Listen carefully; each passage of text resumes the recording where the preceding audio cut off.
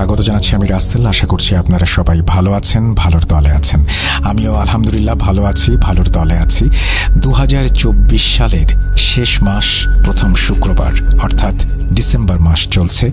আমাদের 2024 শেষ হয়ে যাচ্ছে। অনেক গুরুত্বপূর্ণ একটি বছর আমাদের সবার জন্য। 2024-2025 সবার জন্য অনেক অনেক অনেক অনেক সম্ভাবনা নিয়ে আসুক, সেই আশাতেই শুরু করছি আমাদের আজকের এপিসোড। এবং অবশ্যই আপনারা সবাই বছরের এই শেষ মাসটিতে দারুণ কিছু এপিসোড যেন আমরা উপহার দিতে পারি, সেজন্য ঘটনা পাঠাতে ভুলবেন না। আমরা স্মরণীয় করতে চাই এই ডিসেম্বর মাসটিকে আপনাদের সামনে।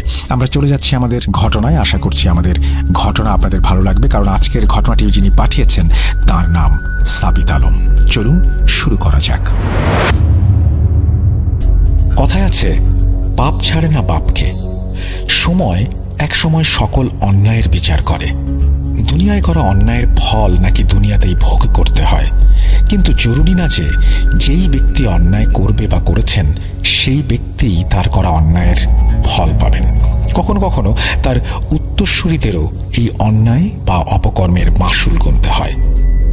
কেন একটি গ্রামের বহু পুরাতন বাড়ির চারপাশে 56টি মূর্তি দিয়ে ঘেরা? কিসের মূর্তি সেগুলো?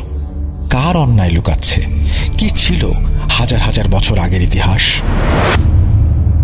আসসালামু আলাইকুম রাসেল ভাই ও প্রিয় শ্রোতা বন্ধুরা, আমি সাবিত আলম, লিখছি ময়মনসিংহ বিভাগ থেকে। আজ আমি আপনাদের সামনে একটি নতুন ঘটনা নিয়ে হাজির হয়েছি, যা আমি শুনেছি আমার পরিচিত এক আঙ্কেলের কাছ থেকে। সেই আঙ্কেলের নাম মোহাম্মদ জালাল উদ্দিন। উনি পেশায় একজন নাইট গার্ড।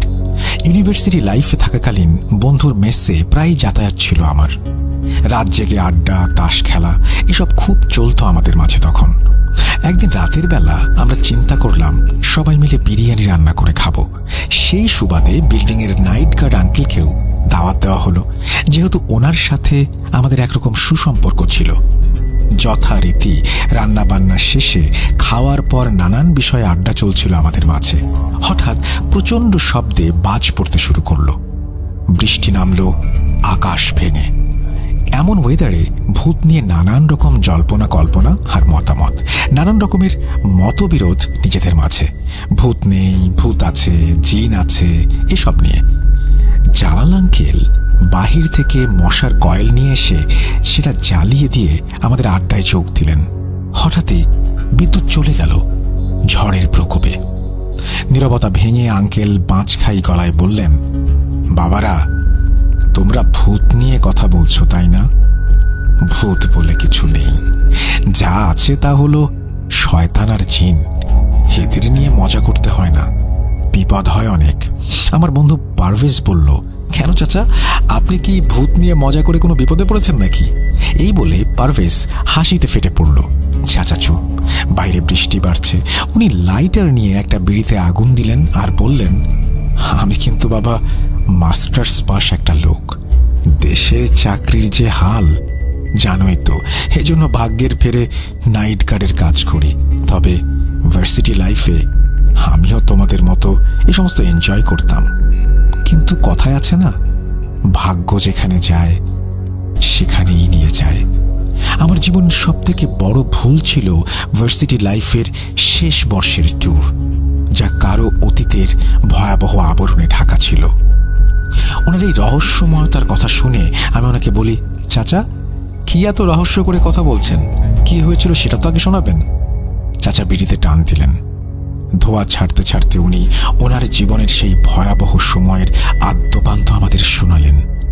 জালাল চাচার শেয়ার করা ঘটনাটি আমি ওনার ভাষাতেই পরিমার্জন করে আপনাদের সামনে উপস্থাপন করছি, এবং অনিচ্ছাকৃত ভুল ত্রুটির জন্য সবার কাছে ক্ষমা প্রার্থনা করছি।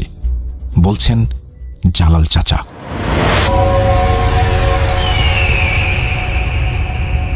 সাল 1995, ভার্সিটির শেষ বর্ষের শুরু। তৃতীয় বর্ষ কেবল শেষ করলাম। আমরা 4 বন্ধু, আমি জালাল, কবির, আসলাম ও হামিদ। আমরা ঠিক করলাম মনোরম কোনো একটা জায়গা থেকে ঘুরে আসব। আমাদের বন্ধু কবির বলল, আমাদের গ্রামের বাড়ি চল, একেবারে অজপাড়াগা, কিন্তু বিশ্বাস কর তোদের ভালো লাগবে। আমার দাদার পৈতৃক সম্পত্তির অভাব নেই, জমিদার ছিলেন উনি। ওনার জমিদারি আমলের বাড়িটাও দেখে আসতে পারবি, চোখ ফেরাতে পারবি না। যাবি? আমরা 3 জনই রাজি হলাম। কারণ একে তো মনোরম পরিবেশ, তার উপর জমিদার বাড়ি। কৌতূহল জাগছিল আমাদের মনে, কারণ কবির সেই জমিদার বাড়ি নিয়ে আমাদের সাথে এতই গল্প করেছিল যে একবার বাড়িটা না দেখলেই না। কবিরের যে কত শত গল্প, মজার গল্প, ভূতের গল্প। আবার ভাবলাম যে ভালোই হলো, কবিরের ভূতের গল্পগুলো কতটা সত্যি সেটাও জানা যাবে। প্ল্যান করার 3 দিন পর বাসের টিকিট কেটে আমরা বেরিয়ে পড়লাম কবিরদের গ্রামের বাড়ির উদ্দেশ্যে। বাসে কবিরের নানান রকমের রহস্য গল্প। আমাকে হঠাৎ সে বলল, ভাই, জমিদার বাড়িটা কিন্তু জাগ্রত, এই বাড়িটা কিন্তু অনেক কিছু দেখেছে, ভয় পাবি না তো? ওর সব কথাই স্বাভাবিক, কিন্তু এই বাড়িটা অনেক কিছু দেখেছে, এই কথাটা কেমন যেন রহস্যময় লাগলো আমার কাছে। হয়তো ইতিহাস তার পুনরাবৃত্তিতে আমাকে একজন চাক্ষুষ সাক্ষী হিসেবে রাখবে বলেই আমাকে সেই পথে টানছিল। সন্ধ্যাবেলায় আমরা পৌঁছালাম কবিরের গ্রামের বাড়িতে। ব্যাগ কাঁধে নিয়ে কবিরের বাবার ভিটেতে গিয়ে কড়া নাড়ল কবির। কবিরের মা বের হয়ে এসে কবিরকে দেখে ধাম করে দরজা বন্ধ করে দিলেন। কবির আমাদের দিকে তাকিয়ে অপ্রস্তুত এক হাসি হেসে ওর মাকে ডাক দিল। কবিরের মা দরজা খুলে বললেন, এখন এখান থেকে চলে যা, এখানে কেন আসছিস? তোর এখানে আসা নিষেধ, তুই সেটা জানিস না? কবির আমাদের 1 মিনিট আসছি বলে ঘরের ভেতরে গিয়ে তার মায়ের সাথে কথা বলে আমাদের ভেতরে নিয়ে গেল। বাড়িটা দেখে কোনোভাবেই জমিদার বাড়ি মনে হচ্ছে না। কবির বোধহয় আমাদের সাথে মশকরাই করেছে জমিদার বাড়ি নিয়ে। রাতের বেলা কবিরের ঘরের বিছানায় কবির ও হামিদ ঘুমানোর জন্য শুলো এবং আমি মেঝেতে বিছানা পেতে শুলাম আসলামের সাথে। আমি কৌতূহল বশত কবিরকে জিজ্ঞাসা করলাম ওর আম্মুর এরকম আচরণের কারণ। ও কিছু না বলে কবির আমাদের ঘুমোতে বলল। আমি কিছুটা কৌতূহল বশত কবিরকে বললাম, তোর দাদার জমিদার বাড়িটা কিন্তু বেশ মাটির তৈরি জমিদার বাড়ি, শৌখিন লোক ছিলেন বটে তোর দাদা। কবির বলল, এটা তো জমিদার বাড়ি না, সকালে নাকি সে আমাদেরকে নিয়ে তার দাদার বাড়িতে যাবে। এই বলে কবির ঘুমের সাথে সখ্যতা করে নিল।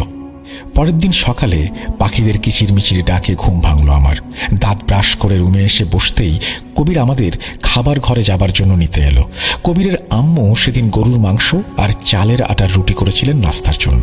কবিরের আম্মু রুটি দিতে দিতে আমাদের বললেন, বাবারা, কবির তোমাদের এখানে যে এনেছে এতে আমি আসলেই খুশি নই। কবিরের এখানে আসা মানা। ওর দাদাবাড়ি 2টা, এখান থেকে 5 কিলোমিটার দূরে ওর চাচারা থাকে, ওটাও কবিরদের দাদার বাড়ি। এক অঘটন ঘটার ফলে কবিরের দাদা এখান থেকে 5 কিলোমিটার দূরে জায়গা কিনে বাড়ি করে। তোমরা সেখানে গিয়ে থাকো, ওখানে যতদিন ইচ্ছা থাকো, কিন্তু এখানে থেকো না। কবিরের মায়ের কথা শুনে এবার কবির কিছুটা রেগে গেল আর বলল যে আমাদের তার দাদার জমিদার বাড়ি দেখাতে নিয়ে এসেছে আর এখানে এসে থাকবে। এটা তার বাবার বাড়ি, এখানে থাকতে কারো অনুমতি নেবার তার দরকার নেই। কবিরের আম্মু কিছুটা হতাশ হলেন। আসলাম কবিরের আম্মুকে জিজ্ঞাসা করল, কবিরের জন্য এখানে আসা বারণ কেন? কবিরের আম্মু কোনো উত্তর দিলেন না। খাওয়া দাওয়া শেষে আমরা 4 জন মিলে রওনা দিলাম জমিদার বাড়ি দেখতে যাবার জন্য। প্রায় 10 মিনিট হাঁটার পর জমিদার বাড়ির কাছে এসে পৌঁছলাম আমরা। জমিদার বাড়িটা দেখে আমার চোখ যেন ছানা বড়া। বিশাল জায়গা এবং বিশাল জায়গা নিয়ে দাঁড়িয়ে আছে সেই পুরাতন বাড়ি। বাড়ির কাছে যেতেই একজন প্রবীণ ব্যক্তি এসে কবিরকে দেখে বললেন, মালিক, আপনি এখানে? আপনার তো এখানে আসা বারণ, আপনারা ফিরে যান, আম্মাজানের অনুমতি ছাড়া আপনাদের ঢুকতে দিতে পারবো না মালিক, মাফ করবেন। কবির ওনাকে বলল যে এই বাড়ির উত্তরাধিকার সে, কারো নিষেধ মানতে সে বাধ্য নয়। এই বলে কবির আমাদের নিয়ে হন হন করে ভেতরে চলে এলো। সেই লোকটিও আমাদের সাথেই চলছিল। একটু এগোতেই দেখলাম একটি ছোট ঘর, যার চারপাশে অনেকগুলো মূর্তি। আমরা মূর্তিগুলো কাউন্ট করলাম, মোট 56টি মূর্তি একটি মাত্র ছোট ঘরকে ঘিরে। প্রবীণ লোকটি আমাদের বারবার বলেছিলেন আমরা যেন সেই ঘরের কাছে না যাই। কবির এমনিতেও সেখানে যেত না, কিন্তু বৃদ্ধ লোকটির কথা শুনে সে ইচ্ছে করেই সেই ঘরের কাছে যেতে লাগলো। লোকটি দৌড়ে কবিরের কাছে যাবার আগেই কবির দরজায় হাত দিল। দরজার 2 পার্টে গোল রিং লাগানো, পুরাতন দরজায় যেমনটা থাকে। রিং দুটোতে এক ঝাঁক তাবিজ ঝুলিয়ে একটি লোহার তালা লাগানো। কি রহস্যময় কাহিনী! কবির তাবিজে হাত দিতে গেলেই লোকটি কবিরের কাছে অনুনয় বিনয় করতে থাকে যেন কবির সেই দরজা না খোলে। কবির বলল, ওকে চাচা, খুলব না, তবে এই ঘরের ইতিহাস বলতে হবে আমাদের। কেন এত তাবিজ আর এতগুলো মূর্তি বা কিসের? অগত্যা সেই বৃদ্ধ লোকটি আমাদের একটি ঘরে নিয়ে বসলেন আর বলতে শুরু করলেন কবিরের দাদার আমলের জমিদার বাড়ির ইতিহাস। বৃদ্ধ চাচার কথাগুলো আমি ওনার ভাষাতেই বলছি। মন্ত্র সাধনা, তন্ত্রবিদ্যা, এইসব কালো জাগতিক বিদ্যার এক মহাসাক্ষী এই জমিদার বাড়ি। এই বাড়ির প্রতিটি জায়গায় শয়তানের পদচিহ্ন যেন খোদাই করে আঁকা। এই বিদ্যার জনক যিনি, তার মহাপাপী আজ থেকে 90 বছর আগে এই বাড়ি ও এই গ্রামে চরম এক বিপদের সূচনা করে। উনি ছিলেন জমিদার, ওনার নাম ছিল জমির আলী মুন্সি। ধর্মে মুসলিম হলেও কালী সাধনার প্রতি মারাত্মক আকর্ষণ ছিল ওনার। নিজের আপন 3 ভাইকে ষড়যন্ত্র করে জিন্দা কবরে দাফন করিয়ে এই জমিদারি নিজের হাতে পেয়েছিলেন তিনি। গ্রামের ইতিহাসে চরম ঘৃণিত এক ব্যক্তি, ক্ষমতা আর সম্পদের লোভে যে কোনো মানুষের ওপর তন্ত্রবিদ্যা প্রয়োগ করতে দ্বিধাবোধ করতেন না। গ্রামের মানুষ ওনাকে রাগ, অহংকার আর জৌলুসের জন্য এক নামে চিনতেন, কিন্তু ওনার এই তন্ত্রবিদ্যার কথা কেউ জানত না। জমিদারি বাড়াবার আর ক্ষমতা অর্জনের এক মহালোভ যেন তাকে গ্রাস করতে থাকে আস্তে আস্তে। একদিন ভোরবেলা গ্রামের এক বাড়িতে সকাল সকাল কিসের যেন শোরগোল। গ্রামের সবাই সেই বাড়ির দিকে এগোতে থাকলেন। বাড়িতে গিয়ে জানা গেল সেই বাড়ির অন্তঃসত্ত্বা স্ত্রীকে নাকি ভোর থেকে খুঁজে পাওয়া যাচ্ছে না। সারা গ্রামে হইচই পড়ে গেল। মুন্সি জমিদারকে বিষয়টি জানানো হলে উনি সেই ভুক্তভোগী পরিবারকে কিছু টাকা অনুদান দিয়ে জানান যে ওনার লেঠেল বাহিনীর মাধ্যমে উনি হারিয়ে যাওয়া মহিলাকে খুঁজে বের করে আনবেন। দিন মাস পার হয়ে যায়, ওনার আর কোনো সন্ধান পাওয়া যায়নি। 6 থেকে 7 মাস পর এক জমিদারি বৈঠকে জমিদার সাহেব এক নাবালক ছেলেকে নিয়ে হাজির হলেন। ছেলেটার চেহারায় যেন অদ্ভুত কিছু একটা আছে। বৈঠকে দূর এলাকার প্রতাপশালী একজন হিন্দু জমিদার অর্জুন রায় বাহাদুর সাহেবের সাথে জমি নিয়ে জমির আলী মুন্সির অনেকক্ষণ ধরে কথা কাটাকাটি হয়। জমির সাহেব কিছুক্ষণ চুপ থেকে ছেলেটার দিকে হ্যাঁ বোধক ইশারা করে।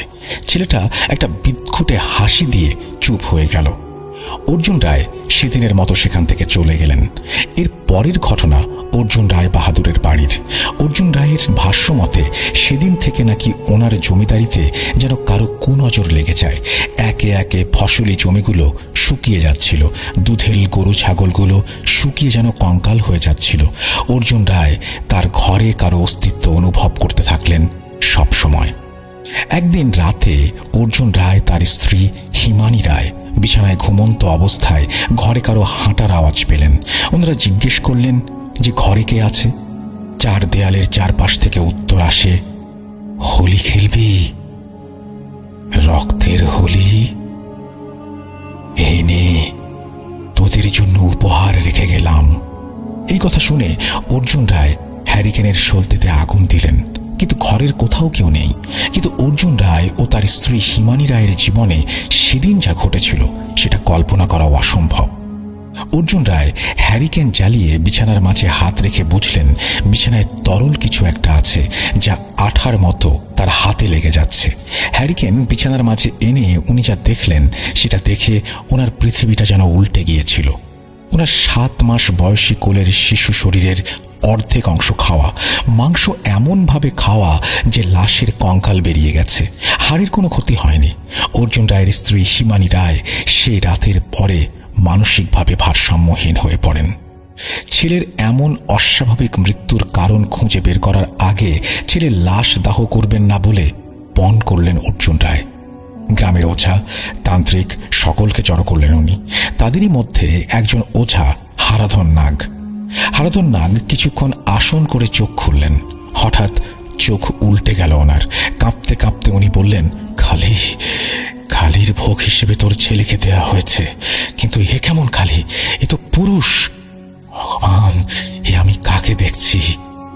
এই বলে হারাধন ওঝা চোখ বন্ধ করে অজ্ঞান হয়ে গেলেন।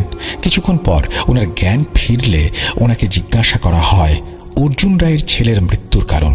উনি জানালেন অর্জুন রায়ের ছেলেই নয়, শুধু ওনার জমিদারি, পরিবারের শান্তি, সবকিছুর পেছনে একটা নরপিশাচ ছেড়ে দেওয়া হয়েছে যে একে একে সবার রক্ত চুষে মারবে। দেখতে কালীর মতো, কিন্তু কালী নয়, সে একজন পুরুষ। অর্জুন রায় জিজ্ঞেস করলেন যে এই নরপিশাচটাকে কে ছেড়েছে। হারাধন ওঝা জানালেন যে তিনি এই প্রশ্নের উত্তর জানেন না। এই সমস্যার সমাধান চাইলে হারাধন ওঝা জানায় যে নিজের জীবন দিয়ে এই কাজ সমাধান করা তার পক্ষে সম্ভব না। এমন ব্যক্তি এই কাজ করেছে যার তন্ত্রবিদ্যা অনেক পরিপক্ক, অনেক ঝানু আর বিজ্ঞ সে। এই বিদ্যা কাটার শক্তি তার নেই, এই বিদ্যা কাটাবার শক্তি তার নেই। হারাধন ওঝা নিজে থেকেই উঠে চলে গেলেন। চলে যাবার আগে, সবাই তৈরি হও, রক্তের হোলির দেবতা এই গ্রামে পা দিয়েছে, তোমাদের রক্ত চাই তার। বাঁচতে চাইলে গ্রাম ছেড়ে পালাও, নইলে সবাই রক্তচোষার রোষানলে পড়ে মরব। পালাও সবাই, পালাও। এই বলে উনি আস্তে আস্তে রাস্তায় মিলিয়ে গেলেন, অর্থাৎ চলে গেলেন। গ্রাম জুড়ে হইচই পড়ে গেল। ছেলের মৃত্যুর 7 দিন পর অর্জুন রায়ের পত্নী হিমানী রায়েরও একইভাবে মৃত্যু হয়। একে একে ওনার দাদা, বাবা, পিসি সবারই মৃত্যু হয় 7 দিন পর পর। অর্জুন রায়ের জমিদারিও প্রায় শেষ। এমতো অবস্থায় একদিন রাতে ঘুমিয়ে অর্জুন রায় স্বপ্ন দেখলেন যে একটা লোক কালো চাদর গায়ে ওনার বিছানার সামনে দাঁড়িয়ে ওনাকে বলছেন, জমিদারি নাকি জীবন, বেছে নে, নয়তো রক্ত দে, আর মাত্র 4 রাত। বাঁচতে চাইলে জমিদারি ত্যাগ কর। অর্জুন রায় সেদিন সকালে এই স্বপ্ন নিয়ে চিন্তা করতে করতে ওনার মাথায় নাড়া দিয়ে উঠল জমিদার জমির আলী মুন্সির কথা। সেদিন বৈঠক শেষে জমির আলী মুন্সি তাকে একটা কথা বলেছিলেন, কি আর করা, তাহলে জমি দিচ্ছেন না অর্জুন বাবু? আচ্ছা, তাহলে যেদিন জান আর জমিদারির মাঝে জমিদারিটাই দিয়ে দেবেন, সেদিনই না হয় নেব। উনি আর দেরি করলেন না, লোক লস্কর নিয়ে বেরিয়ে পড়লেন জমির আলীর ঠিকানায়। সন্ধে নাগাদ জমির আলীর বাড়ি পৌঁছে উনি উঠোন থেকে জমির আলীর নাম ধরে ডাকতে লাগলেন। জমির আলী ঘরের চৌকাঠে এসে দাঁড়ালেন আর মুচকে মুচকে হাসতে লাগলেন। অর্জুন রায় ক্রোধে জর্জরিত হয়ে বললেন, জমির, এটা তোর কাজ আমি জানি। তোর ক্ষমতা থাকলে লড়াই করে কেড়ে নিতি, কাপুরুষের মতো নরপিশাচ ছেড়ে দিলি কেন? জমির মুন্সি হেসে উত্তর দিলেন, কাপুরুষ? কে কাপুরুষ, কে নরপিশাচ? কি বলছেন অর্জুন বাবু? অর্জুন রায় নিজের রাগ সামলে রাখতে পারলেন না, কিন্তু ওনার কাছে করার মতো কিছু নেইও। না আছে প্রমাণ, আর না আছে কোনো সাক্ষী, আর না আছে সেই পুরাতন জমিদারির জন্য বল। কিসের ভিত্তিতে লড়তেন উনি? ভগবান একদিন বিচার করবেন বলে অর্জুন রায় জমির মুন্সির বাড়ি ত্যাগ করলেন। পেছন থেকে শুনেছিলেন জমির মুন্সির গলা, ভগবান এখানে নেই, এখানে আছে সে, আমার দাস, বাঁচতে চাইলে পালা। সেদিনের পর থেকে অর্জুন রায় ও তার লোক লস্কর কাউকে আর খুঁজে পাওয়া যায়নি। বাড়ি যাবার জন্য ওনারা বের তো হয়েছিলেন জমির মুন্সির বাড়ি থেকে, কিন্তু নিজ গ্রামে আর ফেরা হয়নি কারো। এরপর জমির মুন্সি প্রভাব খাটিয়ে অর্জুন রায়ের সকল সম্পত্তি ও জমিদারি দখল করে নেয়। জমির মুন্সির এই কুকীর্তি তাহলে ফাঁস হলো কিভাবে বলতে পারেন আপনারা? অর্জুন রায়ের জমিদার বাড়ি দখল করে নেয়ার পর জমির মুন্সি সেখানেই থাকতে লাগলেন। 2-3 মাস কেটে যায়। হঠাৎ একদিন গ্রামের এক বাড়িতে ভোর রাতে কড়া নড়ার আওয়াজ। দরজার বাইরে থাকা ব্যক্তিটিকে দেখে সকলের মাঝে হইচই পড়ে গেল। কে এটা? কে এসেছে? কে ফিরেছে? সেই মহিলা যে প্রায় 10-12 মাস আগে ভোরবেলা গায়েব হয়ে গিয়েছিল। কপালে বড় টিপ, সিঁথিতে সিঁদুর, চোখের নিচে কালি দেয়া, জিভ লাল, একেবারে যেন কালী প্রতিমা। কিন্তু এই মহিলা তো মুসলমান, কালী প্রতিমার মতো কেন সেজেছে? ওনাকে ধরাধরি করে ওনার বাসায় ফেরত পাঠানো হলো। ওনার স্বামী ওনাকে প্রশ্ন করলেন ওনার এরকম সাজের কারণ কি, আর ওনার সন্তানের কথাও জানতে চাইলেন স্বামী। মহিলা কোনো কথা বলে না। ওনার স্বামী ওনার গালে সজোরে একটা চর মারার পরে মহিলা ওনার স্বামীর পা ধরে উচ্চস্বরে কেঁদে উঠলেন। ওনাকে পানি দিয়ে আর সাহস দিয়ে সামলানো হলো। কিছুটা স্বাভাবিক হয়ে উনি সেদিন রাতের কথা আর এর পরের সকল কাহিনী খুলে বললেন। ওনার ভাষ্য মতে সেদিন রাতে উনি স্বপ্নে দেখেছিলেন যে ওনার একটা ছেলে হয়েছে, আর ছেলেটা হামাগুড়ি দিয়ে আস্তে আস্তে ঘর থেকে বের হয়ে চলে যাচ্ছিল। উনি ঘুম থেকে উঠে আনমনা হয়ে ছেলের পেছন পেছন যেতে লাগলেন। আস্তে আস্তে উনি একটি জঙ্গলের কাছে পৌঁছান, যেখানে উনি দেখলেন একটি হবনকুণ্ড, যার পাশে একটি কাঠের চৌকি, আর হবনকুণ্ডের সামনে কালী মূর্তি। কিন্তু কালী মূর্তির সামনে ছোট একটা বাচ্চার মূর্তির গলায় মালা পরানো আর মুখে লাল সিঁদুর দেয়া। হবনকুণ্ডটি যেন মহিলাটিকে টানছিল নিজের দিকে। মহিলা সজ্ঞানে হবনকুণ্ডের সামনের বিছানায় শুয়ে পড়লেন। এরপর উনি সেখানে কারো অস্তিত্ব অনুভব করলেন। হবনকুণ্ডের সামনে চেহারা ঢাকা একজন ব্যক্তি উঁকি দিতে শুরু করলেন। এরপর নাকি ওনার আর কিছু মনে নেই। জ্ঞান ফিরতেই উনি দেখলেন যে উনি একটি ঘরে বন্দী, হাত পায়ে শিকল পরানো। দিনে 2 বেলা ওনাকে খাবার দেয়া হতো। 3 বেলা তাকে কালী মূর্তির মতো করে সাজিয়ে নাকি সামনে আগুন জ্বেলে পুজো করা হতো। পুজোয় কখনো খাসি, কখনো শূকর, আবার কখনো মহিষ বলি দেয়া হতো। বলির রক্ত নাকি সেই ছোট বাচ্চার মূর্তির মুখে লাগিয়ে দেয়া হতো, আর মহিলার কপালে রক্তের টিকা দেয়া হতো। কিছুদিনের মধ্যেই মহিলা একটি পুত্র সন্তান প্রসব করেন, যার নাকি কোনো নাভি ছিল না। মহিলা ভয়ে সেই ছেলেকে নিজের কাছে আসতে দিতেন না, কিন্তু তাকে জোর করে সেই ছেলের যত্ন করতে বাধ্য করা হতো। ছেলেটা স্বাভাবিকের তুলনায় বেশ জলদি বড় হতে লাগলো। কয়েক মাসেই 3-4 বছরের নাবালক শিশুতে পরিণত হয়ে গেল। এরপর একদিন তার রুমে এক মধ্যবয়সী পুরুষের প্রবেশ। সেই হবনকুণ্ডের সামনে দেখা ব্যক্তি। মুখ থেকে চাদর সরালেই মহিলা দেখলেন এই ব্যক্তি আর কেউ নয়, এই ব্যক্তি হলেন জমিদার জমির আলী মুন্সি। সেই ছোট ছেলেটাকে নিয়ে একটি বৈঠকে যাবার কথা বলেছিল। মাস কেটে যায়, ছেলেটাকে আর দেখেননি সেই মহিলা। গতরাতে খাবার দিতে আসা এক ব্যক্তির কাছ থেকে কিছুটা কৌশলে চাবি চুরি করে উনি বন্দিত্ব থেকে মুক্ত হন এবং এখানে এসে পৌঁছান। এদিকে জমিদার অর্জুন রায়ের সাথে ঘটে যাওয়া ঘটনা তখন কারো অজানা নয়। গ্রামের মানুষ ক্ষুব্ধ হলেন। তৎক্ষণাৎ অর্জুন রায়ের জমিদার বাড়ির দিকে লাঠি সোটা নিয়ে রওনা দিলেন। অর্জুন রায়ের বাড়িতে পৌঁছেই জমিদারের পেয়াদাদের মেরে জমিদারের শোবার ঘরে গিয়ে জমির মুন্সিকে পিটিয়ে মেরে ফেলল। মৃত্যুর আগে জমির মুন্সি বলেছিল, আমার মৃত্যুর প্রতিশোধ নিষ্কৃত, গ্রাম উজাড় করে দিস। জমির মুন্সির মৃত্যুর পর তার লাশ টেনে হিঁচড়ে জঙ্গলে ফেলে দেয়া হয়। প্রতিশোধ নিতে যে দলটি গিয়েছিল অর্জুন রায়ের জমিদার বাড়িতে, সেই দল আর ফিরে আসেনি। কি হয়েছিল তাদের সেটাও কেউ জানে না। এরপর গ্রামে মহামারী লাগলো। একে একে গ্রামের পুরুষ মানুষেরা উধাও হয়ে যেতে লাগলো। 2-3 দিন পর জঙ্গলে তাদের লাশ পাওয়া যেত, কিন্তু লাশের ভেতর কোনো রক্তের ছিটে ফোঁটাও পাওয়া যায়নি। গ্রামের মানুষ গ্রাম থেকে পালিয়ে যেতে লাগলেন। জমিদারদের বংশধর করিম আলী মুন্সিকেও তখন মানুষ ঘৃণার চোখে দেখতে লাগলো। এদিকে গ্রামের মানুষের এই অবস্থা দেখে দয়ালু করিম মুন্সি নিজেকে ধরে রাখতে পারলেন না। গ্রামের মানুষের কথা ভেবে উনি দূর থেকে একজন মৌলভী সাহেবকে নিয়ে এলেন। একদিন সন্ধ্যাবেলা উঠোনে যেন হাজার মানুষের ভিড়। মৌলভী সাহেব আজ এর একটা হেনস্থা করবেন। গ্রামের বলশালী লোকেরা মিলে সেই ছোট ছেলেটাকে খুঁজে বের করে নিয়ে মৌলভীর সামনে আসনে বসালেন। কৃত্য নামের সেই শয়তান পিশাচকে উনি বন্দি করার কাজ করতে লাগলেন। কিন্তু এতদিন নরবলি পেয়ে কৃত্যর ক্ষমতা অনেক বেড়ে গিয়েছিল। মৌলভী সাহেবের সাথে থাকা 56টি জিন নাকি এই কাজ করতে গিয়ে মারা যায় এবং এরপর কৃত্যকে বন্দি করা হয়। বন্দি করার আগে করিম মুন্সিকে বলেছিল, তোর বাবা পাপী, তুই তোর বাবার রক্ত হয়ে আমার সাথে বিশ্বাসঘাতকতা করছিস। কথা দিচ্ছি, তোর বংশের প্রতিটা পুরুষকে আমি মৃত্যুর ঘাটে টেনে নিয়ে যাব। কথা দিলাম। ছেলেটা মারা যায়। এরপর তাকে এই ঘরের ভেতর কবর দেয়া হয়। এই 56টা মূর্তি, এগুলো কোনো মানব মূর্তি নয়, এগুলো হলো সেই জিনদের তাবিজ। 56টা জিনের তাবিজ, যেই তাবিজ এই কবরকে শান্ত রেখেছে। এই কবরের দরজা খুললে এই গ্রামের মহা সর্বনাশ হবে। তাই এই দরজা দয়া করে কেউ খুলবেন না আপনারা মালিক। এই বলে বৃদ্ধ কবিরের পূর্বপুরুষ জঘন্য অধ্যায়ের ইতিহাস শেষ করলেন। আমি কিছুটা কৌতূহলী হয়ে ওনাকে জিজ্ঞাসা করলাম, চাচা, অর্জুন রায়ের বাড়িতে গিয়ে যারা জমিদার মুন্সিকে মেরে ফেলেছিলেন তারা কেউ ফিরে আসেনি, তাহলে আপনি কি করে জানলেন যে তারা কিভাবে জমির আলীকে মেরেছেন?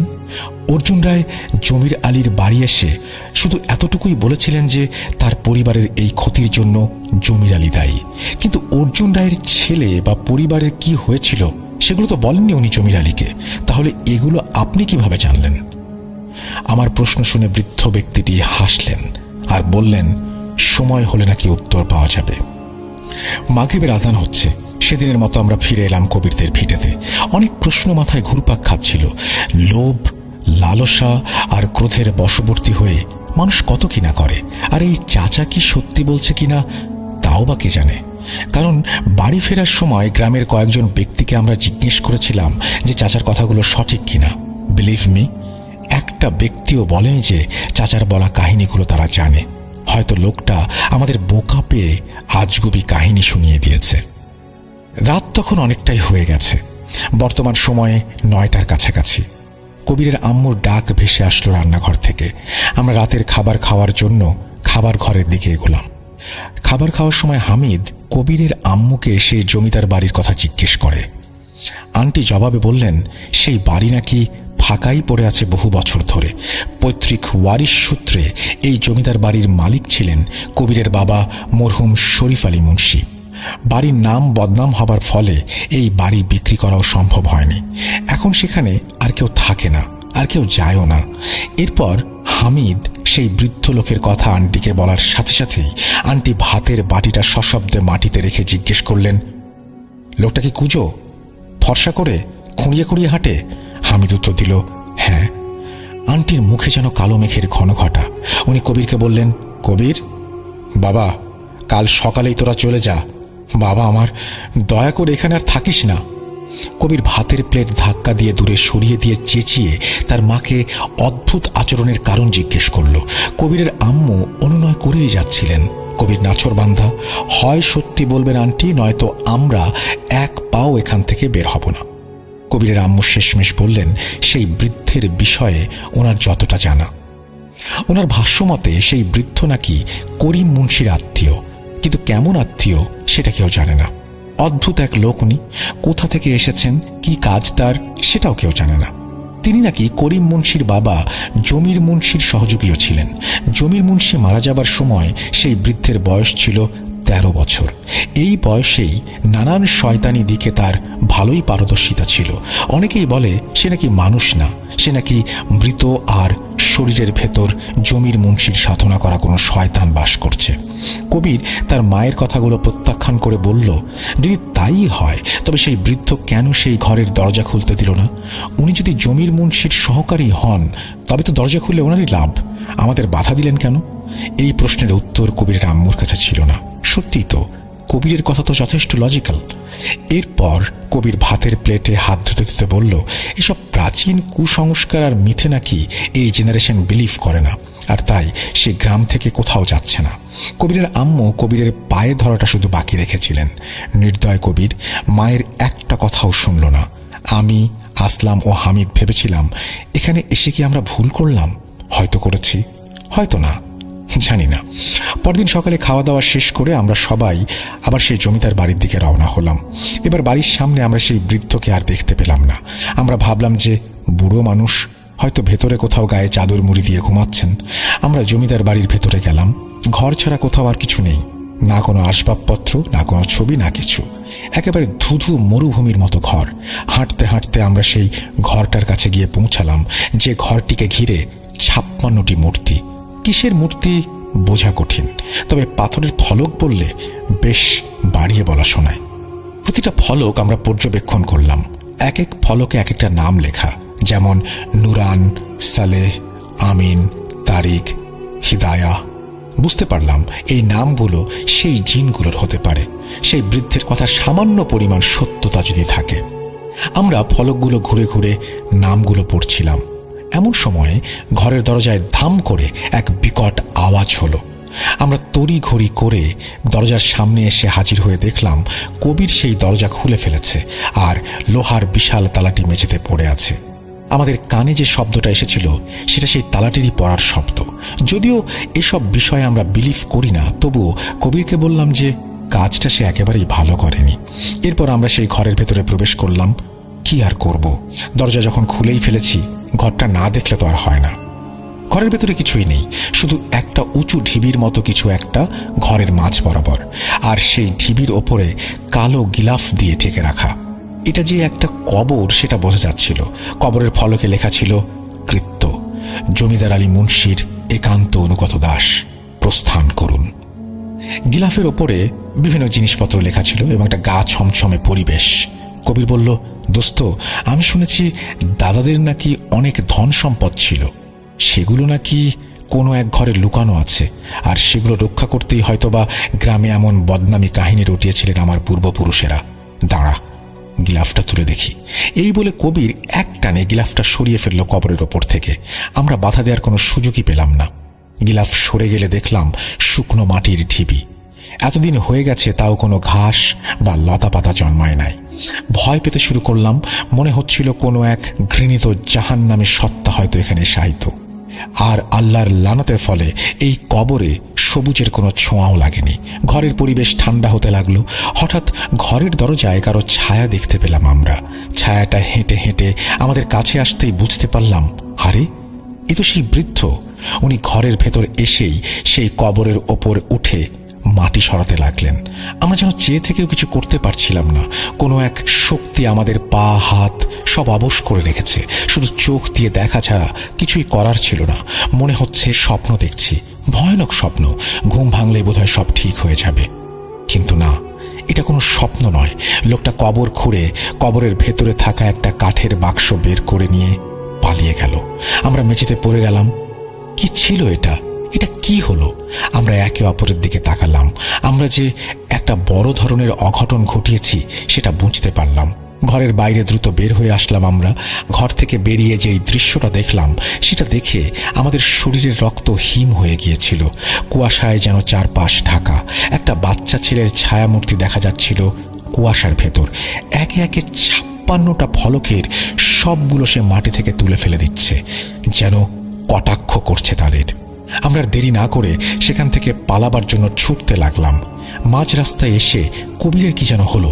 পাগল কুকুরের মতো তার মুখ দিয়ে লালা পড়ছিল, আর সে অনবরত গ্রল করতে লাগলো, অর্থাৎ সে শিকারী জন্তুর মতন শব্দ করতে লাগলো। বাড়ির উঠোনে এসে কবির অজ্ঞান হয়ে গেল। আমাদের হইচই শুনে গ্রামের নানান ঘর থেকে লোকেরা বেরিয়ে এসে কবিরের উঠোনে এসে জমা হলো। আমরা গ্রামবাসীকে সব খুলে বললাম। কবিরের মা আমাদের 3 জনের গালে সজোরে চড় বসিয়ে দিলেন। এটা তোরা কি করলি বাপজানেরা, কি করলি? এখন আমার কবিরকে কে বাঁচাবে, কে বাঁচাবে? এদিকে আমরা অনুশোচনার গ্রাসে যেন মাটির সাথে মিশে যাচ্ছিলাম। এ কি করলাম আমরা? আমরা চাইলে হয়তো কবিরকে আটকাতে পারতাম, কেন পারলাম না? কি হবে কবিরের? সন্ধ্যাবেলায় গ্রামের মসজিদের ইমাম সাহেবকে তলব করে আনা হলো কবিরদের বাড়িতে। খবর পেয়ে কবিরের চাচাও এসেছেন। ওনাদের সাথে আরও একজন হুজুর এসেছেন কবিরকে দেখতে। ওনারা ওনাদের কাজ করার জন্য প্রস্তুতি নিচ্ছিলেন। মাগরিবের আজানের ধ্বনি ভেসে এলো আমাদের কানে। আজান শেষ হতেই কবির উঠে বসল। জিভ বের করে কালী মূর্তির মতো চেহারা করে বসে রইল সে। হুজুর 2 জন কবিরের চারপাশে চক দিয়ে নানান নকশা আঁকলেন। এরপর কবিরের সামনে বসে জিজ্ঞেস করলেন, কবিরের ভেতর কার বাস? কবির বলল, হোলি খেলবি? 56 জন জিন, মনে নেই? আরো 56 জন নিয়ে আয়। কৃত্যকে কেউ হারাতে পারবে না।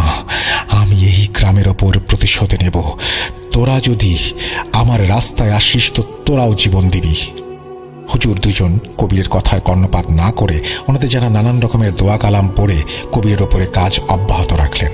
কিছুক্ষণ পর একজন হুজুরকে দেখা গেল উন্মাদের মতো আসন থেকে উঠে গিয়ে কবিরের বাসা থেকে পাশের পুকুরে গিয়ে ঝাঁপ দিল। আরেকজন হুজুর নিজের কাজ করেই যাচ্ছিলেন তখনও। কয়েকজন গ্রামবাসী পানিতে ঝাঁপ দেওয়া হুজুরকে সেখান থেকে তোলার জন্য নেমে গেলেন। হঠাৎ হুজুরের জ্বালানো সকল মোমবাতি নিভে গেল। আমরা সবাই নড়ে চড়ে বসলাম। অন্ধকারে কিছুই দেখা যাচ্ছিল না। কবিরের আম্মু ঘর থেকে কুপিবাতি নিয়ে এলেন। কুপিবাতির আলোতে আমরা দেখলাম চরম এক অঘটন ঘটে গেছে। যে হুজুর কাজ করছিলেন উনি মেঝেতে পড়ে আছেন নিথর দেহে। ওনার হাত পা অস্বাভাবিকভাবে মুচড়ে দেয়া, মুখ হাঁ করা, তার চোখ বড় বড় করে খুলে আছে। মৃত্যুর ডাকে সাড়া দিয়ে উনি চলে গেছেন। ওনার চোখের কোণ থেকে ফোঁটা ফোঁটা রক্ত ঝরছিল।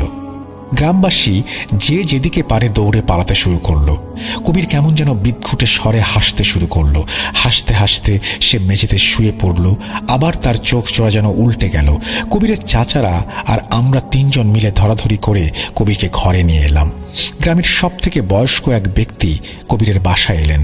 উনি বললেন যে কবিরের আত্মা এখন কৃত্যের দখলে, সেই ছোট ঘরটায় বন্দী। কবির তার আত্মা দিয়ে সেই ঘর থেকে নাকি বের হতে পারেনি। সেখানে গিয়ে কৃত্যকে হারিয়ে কবিরকে ফিরিয়ে আনা সম্ভব না। তবে উনি একটা চেষ্টা করে দেখতে চাইলেন। উনি কবিরের ঘরে আমাদের রেখে বললেন, আমি আয়সা দরজা ধাক্কা না দিলে আর আমার গলার আওয়াজ না শুনলে তোমরা কেউ দরজা খুলবা না। এই বলে উনি চলে গেলেন দরজার বাইরে। বাইরে একটা হাসির ডাক শুনলাম আমরা। কিছুক্ষণ পর একটা বাজ পাখির ডাক শুনতে পেলাম। মনে হচ্ছিল সেই বাজ পাখিটা কবিরের বাসার চারিদিকে যেন বাসাটাকে কেন্দ্র করে ঘুরছে।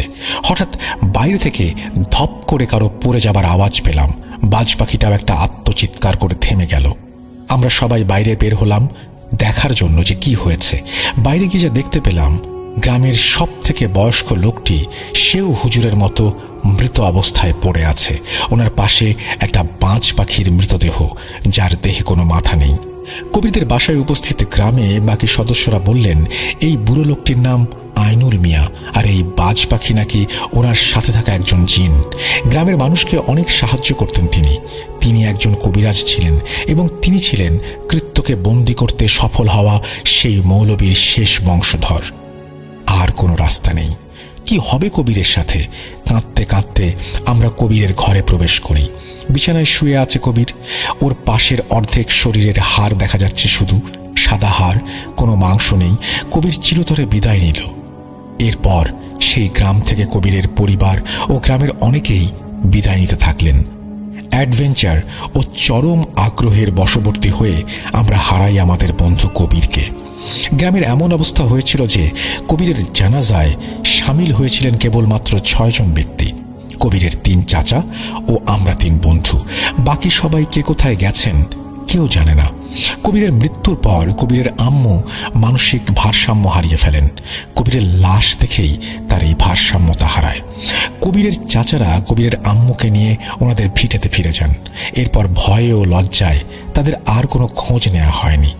আমাদেরকে জমিদার বাড়ির কাহিনী বলা সেই ব্যক্তিটি কে সেটাও জানা হয়নি। উনি আজও আমাদের কাছে এক অভেদ্য রহস্য হয়ে আছেন। আল্লাহ হাফেজ। এই বলে জালাল চাচা ওনার বন্ধু কবিরের নির্মম পরিণতির ঘটনাটি শেষ করলেন। আমাদের ঘটনা বলা শেষ করে উনি একটি বিড়িতে আগুন দিয়ে হেঁটে হেঁটে মেসের রুম থেকে বেরিয়ে যাচ্ছিলেন আর হালকা স্বরে কবিতা ওড়াচ্ছিলেন। মাটির মানুষ মাটিতে গেছে, আপন ছেড়ে মৃত্যু তুমি আসলে পরে মেনে নেব হেসে। আমরা মেসে অবস্থানরত বন্ধুরা যেন একে একে ঘর থেকে বের হলাম। জমিদার বাড়ি, গ্রাম, শয়তান আর মৃত্যু, পাপ কখনো বাপকেও ছাড়ে না। হয়তো জমির মুন্সির পাপের ফল তার পরবর্তী প্রজন্মের শেষ বংশধর কবির চাচা ভোগ করেছেন। প্রিয় শ্রোতা বন্ধুরা, এই ছিল আপনাদের জন্য আমার সংগ্রহ করা আজকের ঘটনা। ঘটনাটি ভালো লাগলে আমি আপনাদের প্রতি কৃতজ্ঞ। আর যদি ভালো না লেগে থাকে আমি করজোরে ক্ষমা চেয়ে নিচ্ছি। কষ্ট করে ঘটনাটি পড়ে শোনানোর জন্য ধন্যবাদ জানিয়েছেন তিনি আমাকে। যাই হোক, এই বলে তিনি তার ঘটনা শেষ করেছেন। এখানে আমার কয়েকটা প্রশ্ন আছে। আমার প্রথম প্রস্তাব হচ্ছে এই ঘটনাটির অবশ্যই আরও একটি পর্ব আসা উচিত, যেখানে কতগুলো বিষয় পরিষ্কার করা উচিত, যে উত্তরগুলো আমি এখনো পর্যন্ত পাইনি বলে আমার ধারণা। প্রথম কথা, বিশ্ববিদ্যালয়ের শেষ বর্ষে তারা সেই জমিদার বাড়ি দেখতে যান। কবির তার বাবা মার কাছে জমিদার বাড়ি সম্পর্কে ঘটনাগুলো শোনেনি কেন? মানে কোনোদিন কি বলা হয়নি? এলাকাবাসী কেউ এই ঘটনাগুলো জানে না কেন? বা কবির মাস্টার্স শেষ বর্ষে এসে এক অপরিচিত বা এক অলৌকিক বা কি বলবো, যে অন্য জগতের কারো কাছ থেকেও বলতে পারি সেরকম একজন মানুষের কাছ থেকে গল্পগুলো শুনলো কেন? তার পরিবারের ইতিহাস তো তার আগেই জানার কথা ছিল। এইটা আমার প্রথম প্রশ্ন। এই প্রশ্নটা আমার মনে হয় যে পরবর্তীতে এই প্রশ্নের উত্তর ক্লিয়ার করা উচিত। যিনি ঘটনা বলছিলেন, কবিরের বন্ধু অর্থাৎ জালাল চাচা, তিনি বলেছিলেন যে তার জীবনে একটা পরিবর্তন বা মোড় ঘুরে গেছে। তিনি মাস্টার্স পাশ করেও যে সিকিউরিটি গার্ড, তার একটা বিশাল কারণ সেই লাস্ট ট্যুর। সুতরাং এই ঘটনাটি তার জীবনে কিভাবে প্রভাব ফেলেছে সেটাও আমরা একটু জানতে চাই, যে কিভাবে তার জীবনটাকে এলোমেলো করে দিয়েছে। এই ব্যাপারগুলো নিয়ে আমার যদি মনে হয় যে এই ঘটনাটিকে দ্বিতীয় অংশ প্রকাশ করা যায়, তাহলে আমার মতো লিসেনাররা উপকৃত হবে। আপনাকে অনেক ধন্যবাদ সাবিত আলম, আপনি চমৎকার একটি ঘটনা আমাদের সাথে শেয়ার করেছেন। ঘটনাটি আমরা যখন শুনছিলাম তখন নিশ্চয়ই আমরা সেই জমিদার বাড়িটিকে অবলোকন করেছি, আমরা সেই সময়টাকে অবলোকন করেছি। আমরা হয়তো সেই ক্যারেক্টার, প্রত্যেকটা ক্যারেক্টারকে হয়তো আমরা নতুনভাবে অবলোকন করেছি, কখনো কখনো নতুন নতুন অনেক কিছু হয়তো আমরা আবিষ্কার করেছি। আপনাকে অসংখ্য ধন্যবাদ সাবিত আলম। আবারও আপনার ঘটনার অপেক্ষায় থাকলাম। আমরা চলে যাব আমাদের পরবর্তী ঘটনায়।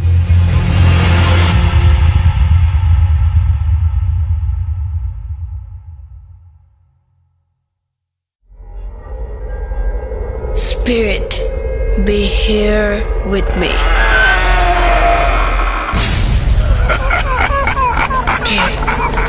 কে তুমি? Bhoot.com. The fear returns with Russell. Welcome back. আপনাদের সবাইকে স্বাগত জানাচ্ছি আমি রাসেল। আশা করছি আপনারা সবাই ভালো আছেন, ভালোর দলে আছেন। আমিও ভালো আছি, ভালোর দলে আছি। 253তম এপিসোড চলছে। একটু আগে আমরা শুনছিলাম সাবিত আলমের পাঠানো একটি ঘটনা। আশা করছি ঘটনাটি আপনাদের ভালো লেগেছে। আপনাদের নিশ্চয়ই মনে আছে গত সপ্তাহেও সাবিত আলম একটি ঘটনা পাঠিয়েছিলেন। তিনি বেশ নিয়মিত হয়ে উঠছেন ইদানিং। এবং গতকালকে সুকান্ত মাইতির পাঠানো একটি ঘটনা আপনাদের শুনিয়েছি। দারুণ কিছু এপিসোড আপনাদের উপহার দিতে পেরে আমি নিজেও আনন্দিত, এবং আগামী এপিসোডগুলো ইনশাল্লাহ দারুণ হবে সেই প্রত্যাশা রাখি। বিশেষ মানুষেরা যখন ঘটনা পাঠান তখন আপনাদেরও ভালো লাগে, আমারও ভালো লাগে। এপিসোডগুলো একটা অন্য অলংকারে সেজে ওঠে। এই মুহূর্তে তার ব্যতিক্রম নয়। এই মুহূর্তে যে ঘটনাটি আপনাদের শোনাবো সেটি পাঠিয়েছেন আমার খুবই পছন্দের একজন স্টোরি টেলার রাকিব, এবং রাকিব চমৎকারভাবে ঘটনার বর্ণনা দেন। আশা করছি তার এই ঘটনাটি আপনাদের ভালো লাগবে। রাকিব ইতোমধ্যে বাংলাদেশের একটি অঞ্চল ঘুরেও এসছেন। তিনি ঘটনা সংগ্রহের উদ্দেশ্যে সেখানে গিয়েছিলেন। সেই এপিসোডটি খুব দ্রুত চলে আসবে আপনাদের কাছে। আর আপনারা নিশ্চয়ই রাকিবের সাথে আমাদের যে এপিসোডগুলো সেই এপিসোডগুলো মিস করেননি। যদি মিস না করে থাকেন তাহলে তো খুবই ভালো। আর যদি মিস করে থাকেন তাহলে আমাদের ইউটিউব একটু দেখে নেবেন। আমাদের ইউটিউবের এই সপ্তাহের কন্টেন্টগুলো একটু দেখবেন, অনেক তথ্য পেয়ে যাবেন। আমি চলে যাব রাকিবের ঘটনায়। এবং রাকিব, আপনাকে অসংখ্য ধন্যবাদ। আমি জানি আপনি প্রচণ্ড ব্যস্ত একজন মানুষ, এবং আপনার ব্যক্তিগত জীবনেও এই কিছুদিন আগে থেকেই ব্যস্ততা বেড়েছে। তার মধ্যে আপনি যে ঘটনা পাঠিয়েছেন, আপনাকে, আপনার পরিবারকে এবং আপনাদের সবাইকে অনেক অনেক ধন্যবাদ জানাচ্ছি। আমরা চলে যাচ্ছি কথা না বাড়িয়ে সরাসরি ঘটনায়। আশা করছি ঘটনাটি আপনাদের ভালো লাগবে। হ্যালো, আসসালামু আলাইকুম লিসনার্স। আমি রাকিবুল হাসান রাকিব। আজকে আমি আপনাদের সাথে যেই ভৌতিক ঘটনাটি শেয়ার করব, এটি আমার এক বন্ধুর কাছ থেকে আমি সংগ্রহ করেছি। ঘটনাটি মূলত আমার ফ্রেন্ডের নানুর সাথে ঘটনাটি ঘটেছে। আমার যে ফ্রেন্ডের নানু, ওনার নাম হচ্ছে মন্টু মিয়া। ওনার বাড়ি রংপুর জেলার মিঠাপুকুর থানার সটিবাড়ি গ্রামে। তো এটি মূলত 1980-85 সালের দিকের ঘটনা। তো আমার ফ্রেন্ডের যে নানু মন্টু মিয়া, উনি ঢাকা যাওয়ার জন্য একবার প্ল্যান করে যে ওনার মেয়ে জামাই ঢাকায় থাকে। তো ওই সময় ওদের যেই গ্রাম সটিবাড়ি গ্রাম, ওখানে কোনো বাস কাউন্টার ছিল না। ওনাকে টিকিট কাটার জন্য রংপুর যাওয়ার প্রয়োজন পড়ে। ওনার সটিবাড়ি থেকে রংপুরের দূরত্ব প্রায় 20-22 কিলোমিটার। তো উনি রংপুর যায়, রংপুর গিয়ে ঢাকা যাওয়ার টিকিট কাটে। যেহেতু ওই সময় আসলে খুব একটা বাস ছিল না এখনকার মতো, বা ট্রান্সপোর্ট ছিল না, তো ওনার বাসের টিকিট সংগ্রহ করতে মোটামুটি একটু ভালোই কষ্ট হয়, প্লাস মোটামুটি একটু ভালো দেরিও হয়ে যায়। এরপর উনি যেহেতু মেয়ের বাসায় যাবে, উনি কিছু ইলিশ মাছ কেনে। আর ওনার স্ত্রী কিছু ভাজা পোড়া পছন্দ করে। তো ইলিশ মাছ যেখানে কেনে তার পাশে একটা হোটেল ছিল, ওখানে কিছু ভাজা পোড়া বিক্রি হচ্ছিল। উনি কিছু ভাজা পোড়াও কিনে ফেলে। উনি ইলিশ মাছ, কিছু ভাজা পোড়া জিনিস আর আরও কিছু ওনার বাজার টাজার ছিল, এগুলো করে ওনার সটিবাড়ি বাজারে আসতে আসতে মোটামুটি অনেক রাতে হয়ে যায়, প্রায় রাত 8টা-9টা বেজে যায়। তারপর উনি ওনার গ্যারেজে সাইকেল ছিল, ওখান থেকে সাইকেলটা নিয়ে উনি বাড়ির দিকে রওনা দেয়। উনি যখন বাড়ির দিকে রওনা দেয় তখন হুট করে রাস্তায়, মানে কোনো কারণ ছাড়াই, ওনার যেই বাজার করা ব্যাগ ছিল, ব্যাগটা পড়ে যায়। ব্যাগটা পড়ে যাওয়ার পর, মানে উনি ব্যাগটা পড়ে যাওয়ার পরও উনি অনেক দূর চলে যায়, প্রায় 100 মিটারের মতো উনি চলে যায়। তারপর উনি বুঝতে পারে যে ওনার ব্যাগটা পড়ে গেছে। তো উনি সাইকেলটা ওখানে রেখে উনি ব্যাগটা উঠানোর জন্য পিছনের দিকে ব্যাক করে। তো ওই সময় মোটামুটি শীত ছিল, নভেম্বর মাসে গ্রামের ভালোই ঠান্ডা হয়, বিশেষ করে উত্তরবঙ্গে অনেক ঠান্ডা হয় নভেম্বর মাসে। তো উনি যখন ব্যাগের কাছে গিয়ে ব্যাগটা যে পড়ে গেছে, উনি জিনিসপত্র যখন উঠাচ্ছিল, কিছু জিনিসপত্র পড়ে গেছে, উনি একটা জিনিস লক্ষ্য করে যে এত ঠান্ডার মাঝেও ওই জায়গাটাতে ওনার অনেক গরম লাগতেছে। মানে ওই জায়গাটাতে টেম্পারেচার অনেক বেশি। মানে যেরকম কেউ যদি এসি রুমে অনেকক্ষণ থাকার পর যখন হুট করে বাইরে বের হয় যেরকম একটা অস্বস্তি ফিল করে, ওনারকম অস্বস্তি ফিল লাগতেছে যে এই জায়গাটা এরকম গরম কেন। ওনার আসলে মাথার মধ্যে তখনও কোনো কিছু ক্যাচ করে নেই যে এটা কোনো প্যারানর্মাল ঘটনা ওনার সাথে ঘটতে যাচ্ছে। উনি নর্মালি সব কিছু ব্যাগে উঠায় উনি আসলে তাড়াহুড়ো করে বাড়ির দিকে রওনা দেয়, যেহেতু অনেক রাত হয়ে গেছে, পরের দিন ওনাকে আবার ঢাকা যেতে হবে। তো উনি আবার যখন কিছু দূর যায়, ওনার সটিবাড়ি থেকে ওনার গ্রাম হচ্ছে কসবা, ওনার গ্রামটার নাম ছিল কসবা, ওটাও মোটামুটি একটু দূরে। তো ওই কসবার যে গ্রাম আছে, ওই গ্রাম থেকে কিছুটা দূরে একটা চৌরাস্তা আছে। ওই চৌরাস্তার কাছাকাছি উনি যখন আসে, উনি দেখে যে রাস্তার এপার থেকে ওপার একটি সাপ শুয়ে আছে। তো ওই সময় আসলে গ্রাম অঞ্চলে সাপ অনেক বেশি ছিল, আর গ্রামে রাস্তাঘাটে সাপ বা আশেপাশে কোনো জমিতে বাড়িতে সাপ, এটা খুব কমন একটা ব্যাপার গ্রাম অঞ্চলের জন্য। এই জন্য উনিও এটাকে খুব কমন ভেবে উনি সাপটার কোনো ক্ষতি না করে উনি জাস্ট ব্যাক সাইড হয়ে উনি ওনার বাড়ির দিকে রওনা দেয়। কিছু দূর যাওয়ার পর উনি যে প্রবলেমটা ফেস করে সেটা হচ্ছে ওনার সাইকেলটা হচ্ছে খুব ভার হয়ে যায়। মানে আগে যেরকম ওনার খুব ইজিলি ভাবে উনি সাইকেলটা ক্যারিং করতে পারতেছিল, বাট এখন একটু কষ্ট হচ্ছে, পেডেল টানতে অনেক একটু কষ্ট হচ্ছে। তারপর উনি যেটা করে সেটা হচ্ছে উনি একটু সাইকেলটা স্লো করে উনি আসলে দেখতে চায় যে আসলে পিছনে কোনো চাকার মধ্যে কিছু আটকায় গেছে নাকি। উনি যখন পিছনে ঘোরে তখন উনি দেখে যে সাইকেলের পিছনে যে পিলিয়নটা থাকে, যেখানে অনেক সময় অনেকে বসে, সাইকেলের পিছনে যে সিটটা থাকে, ওইখানে একটা সাপ পুরা পেঁচায়া মানে ফ্যান পেতে বসে আছে। এইটা দেখে উনি আসলে ভয় পায় বলতে উনি ভৌতিক তখনও ভাবেনি যেটা ভৌতিক কোনো কিছু ওনার সাথে ঘটতেছে। উনি মনে করছে যে এটা সাপ হয়তো বা কোনোভাবে, অনেক সময় গাছেও সাপ থাকে, হয়তো বা ওনার সাইকেলে পড়ে গেছে বা কোনো কিছু হয়েছে। আর ওই সময় আসলে ওদের ওই গ্রামটাতে একটু মোটামুটি সাপ ছিল। তো উনি সাইকেল থেকে নেমে তাড়াহুড়ো করে নেমে উনি রাস্তার আশেপাশে কোনো লাঠি খুঁজতেছিল যে সাপটাকে হয় মেরে ফেলবে বা সরাই দেবে। তো উনি লাঠি পায়, লাঠি পেয়ে যখন সাইকেলের কাছে যায় তখন দেখে যে আসলে ওখানে কিছুই নেই সাপটা। তো উনি ভাবে যে হয়তো বা সাপটা কোনোভাবে চলে গেছে। তো উনি আবার সাইকেলে উঠে আবার যাওয়া শুরু করে। তো বাসার কাছাকাছি যখন আসে তখন উনি একটা জিনিস মানে লক্ষ্য করে কি, যে রাস্তার পাশে একটু দূরে একটা জমিতে বেশ কিছু লোকজন মানে কথাবার্তা, মানে শোনা যাচ্ছে, লোকের কথাবার্তা শোনা যাচ্ছে। তো উনি হুট করে ভাবে যে এত রাতে, তাও আবার জমির মাঝখানে দাঁড়ায় কথাবার্তা মানুষ বলতেছে, কি সমস্যা। উনি 3-4 বার ডাক দেয় যে ওখানে কে আছেন, বা ওখানে রংপুরের ভাষায় উনি বলতেছিল যে ওটা কায়ে আছেন, এত রাতে কি করছেন, এইভাবে কথাবার্তা, এটা রংপুরের ল্যাঙ্গুয়েজ, এভাবে উনি মানে বারবার বলতেছিল, বাট ওখান থেকে কোনো সাড়া আসতেছিল না। তো উনি মনে করেন যে হয়তো ওনার কথা শুনতে পাচ্ছে না। তো উনি কিছুটা আগ্রহের সহিত উনি সাইকেলটা রেখে উনি জমির আইল দিয়ে ওই জায়গায় উনি যায়। তো উনি দূর থেকে আসলে মানুষ টাইপের শ্যাডো দেখতেছিল, যে দূরে হয়তো বেশ কিছু মানুষ কথা বলতেছে। বাট উনি যখন কাছাকাছি যায়, গিয়ে ওনার হাতে একটা টর্চ লাইট ছিল, টর্চ লাইটটা উনি যখন অন করে তখন উনি আসলে খুব ভয় পেয়ে যায় যে আসলে দূর থেকে উনি যেগুলো দেখতেছিল যে এরা মানুষ, এরা আসলে মানুষ না, এগুলো আসলে মানে সাপ।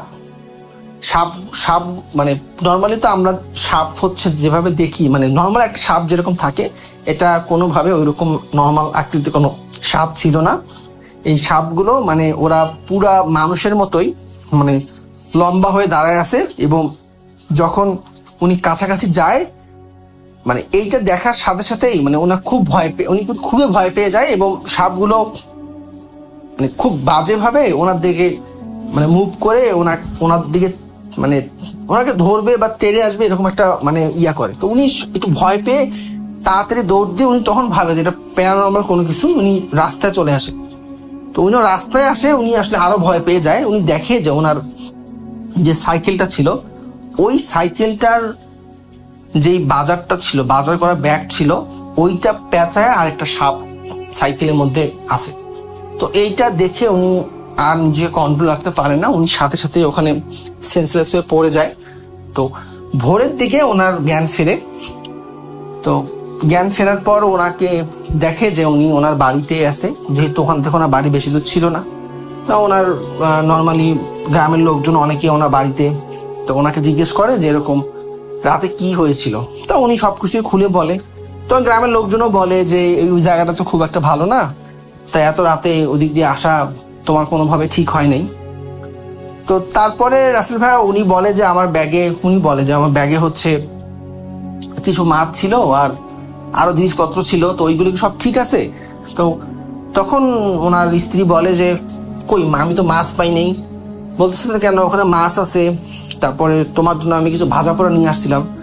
তো আরো অনেক কিছু বলে যে ব্যাগের মধ্যে কি কি ছিল। পরে উনি দেখে যেটা যে মাছ প্লাস ভাজা পোড়া, এই দুই ভাজা পোড়া জিনিস, সিঙ্গারা চামচা, এই দুইটা বাদে ব্যাগে সবকিছুই প্রায় অক্ষত ছিল, কোনো প্রবলেম হয়নি। পরে গ্রামের যে লোকটা ওনাকে ওখান থেকে নিয়ে যায়, ওনাকে দেখতে পায়, ওনাকেও জিজ্ঞেস করে যে ব্যাগ কি কোথাও পড়ে গেছিল নাকি। উনি বললো যে না, ব্যাগ সাইকেল রাস্তার মধ্যে স্ট্যান্ড করা ছিল, সাথে ব্যাগ ঝোলা ছিল, আর উনি পাশে মানে একটা জায়গায় অজ্ঞান হয়ে পড়েছিল, ব্যাগ তো ওখান থেকে পড়ে যায় বা কোনো কিছু হয়নি। তো তখন আসলে ওনারাই বুঝতে পারে যে আসলে হয়তোবা এই ইলিশ মাছ আর ওই ভাজা পোড়ার জন্যই হয়তোবা কোনো জিন বা এরকম কোনো টাইপের পিশাচ টাইপের কেউ হয়তোবা এগুলো নেওয়ার জন্য অনেকক্ষণ থেকে ট্রাই করতেছিল, বাট কোনোভাবে হয়তোবা নিতে পারেনি। পরে ওনাকে ভয় দেখায় এই জিনিসপত্রগুলো ওরা মানে নিয়ে ফেলছে বা খেয়ে ফেলছে। তো এই ছিল আমার ঘটনা। ধন্যবাদ সবাইকে।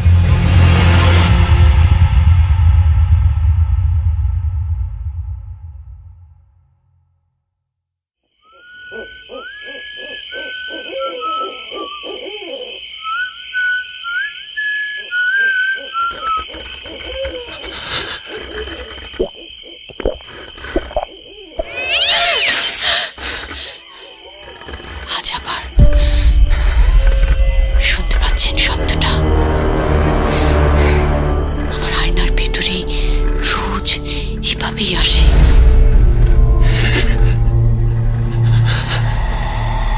Booth.com with Russell.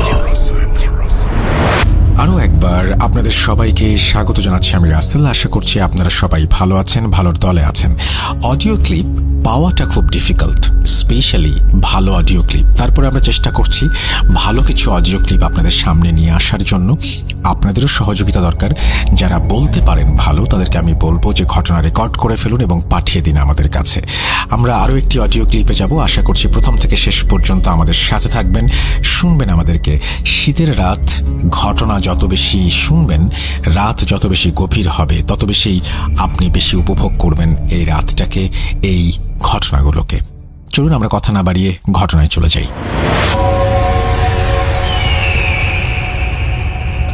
আসসালামু আলাইকুম রাসেল ভাই, ভালো আছেন? জানি ভালো দলেই থাকেন। তা আমি একটা ঘটনা বলি। ঘটনাটা ঘটনা ঘটে রাজবাড়ী জেলা কালুবাড়ি থানা কোন একটা গ্রামে। ঘটনাটা ঘটে 2008 কিংবা 9 দিকে। তা কথা না বাড়িয়ে ঘটনার দিকে দেখি। ঘটনা ছিল তখন শীতকাল। তা ঘটনাকে আমাদের এলাকায় এটা বর্ণনা দেয়। আমাদের যেটা বাড়ির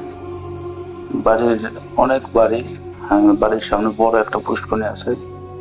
পুষ্করণীর এক সাইডে আছে বাঁশ বাগান, অন্য সাইডে আছে মেহগনি বাগান, আর এক সাইডে আছে খেজুর গাছ। তা ঘটনাটা সেখান থেকে। তা আমাদের মানে ঘটনাটার সাথে ঘটে আমাদের সাথে এবং আমার বড় ভাইয়ের সাথে। তা বড় ভাই হচ্ছে আমার বড় ভাইয়ের ছেলে। ঘটনা হচ্ছে বড় ভাই তখন বিয়ে করার 1 মাস পরে ঘটনা আর কি। তা বড় ভাই ড্রাইভিং করতো, গাড়ি চালাতো। তা সেও নতুন বিয়ে করে। রাত্রে মানে আমরা রাস্তায় বসে আড্ডা দিচ্ছিলাম 3 জন বসে। ভাই আসলো গাড়ি নিয়ে। তা আসার পরে বলতে তোরা এখানে কি করিস? ভাই এখানে বসে আড্ডা দিচ্ছি। তাই আমি ব্যাগের ভিতর কি ভাই? বলতেছে এমনি বাজার সদে। আমাকে বাজার সদে, তা অন্য ব্যাগে কি? বলতেছে তরমুজ। আমাকে কয়টা? বলতেছে একটা তরমুজ। আমাকে কার জন্য? বলতেছে ভাবির জন্য। ঠিক আছে যান, যাবো না। বলছে না না তোর আসিস না, এটা তোর ভাবির জন্য আনছি, তো ভাবি খাবে এই জন্য। ঠিক আছে যান। তা ভাই চলে গেছে, আমরা রাস্তায় বসে আছি। তা আরেকজন বলতেছে সে আমার চাচাতো ভাই, আর সাথে ছিল আরেকজন ফুফাতো ভাই। কারণবশত আমি তাদের নাম উল্লেখ করতেছি না। তা বলতেছে চল তরমুজ খেয়ে আসি। আমাকে দেখ ভাই নতুন নতুন বিয়ে করছে, এখন বীজ দাস, তাহলে সমস্যা।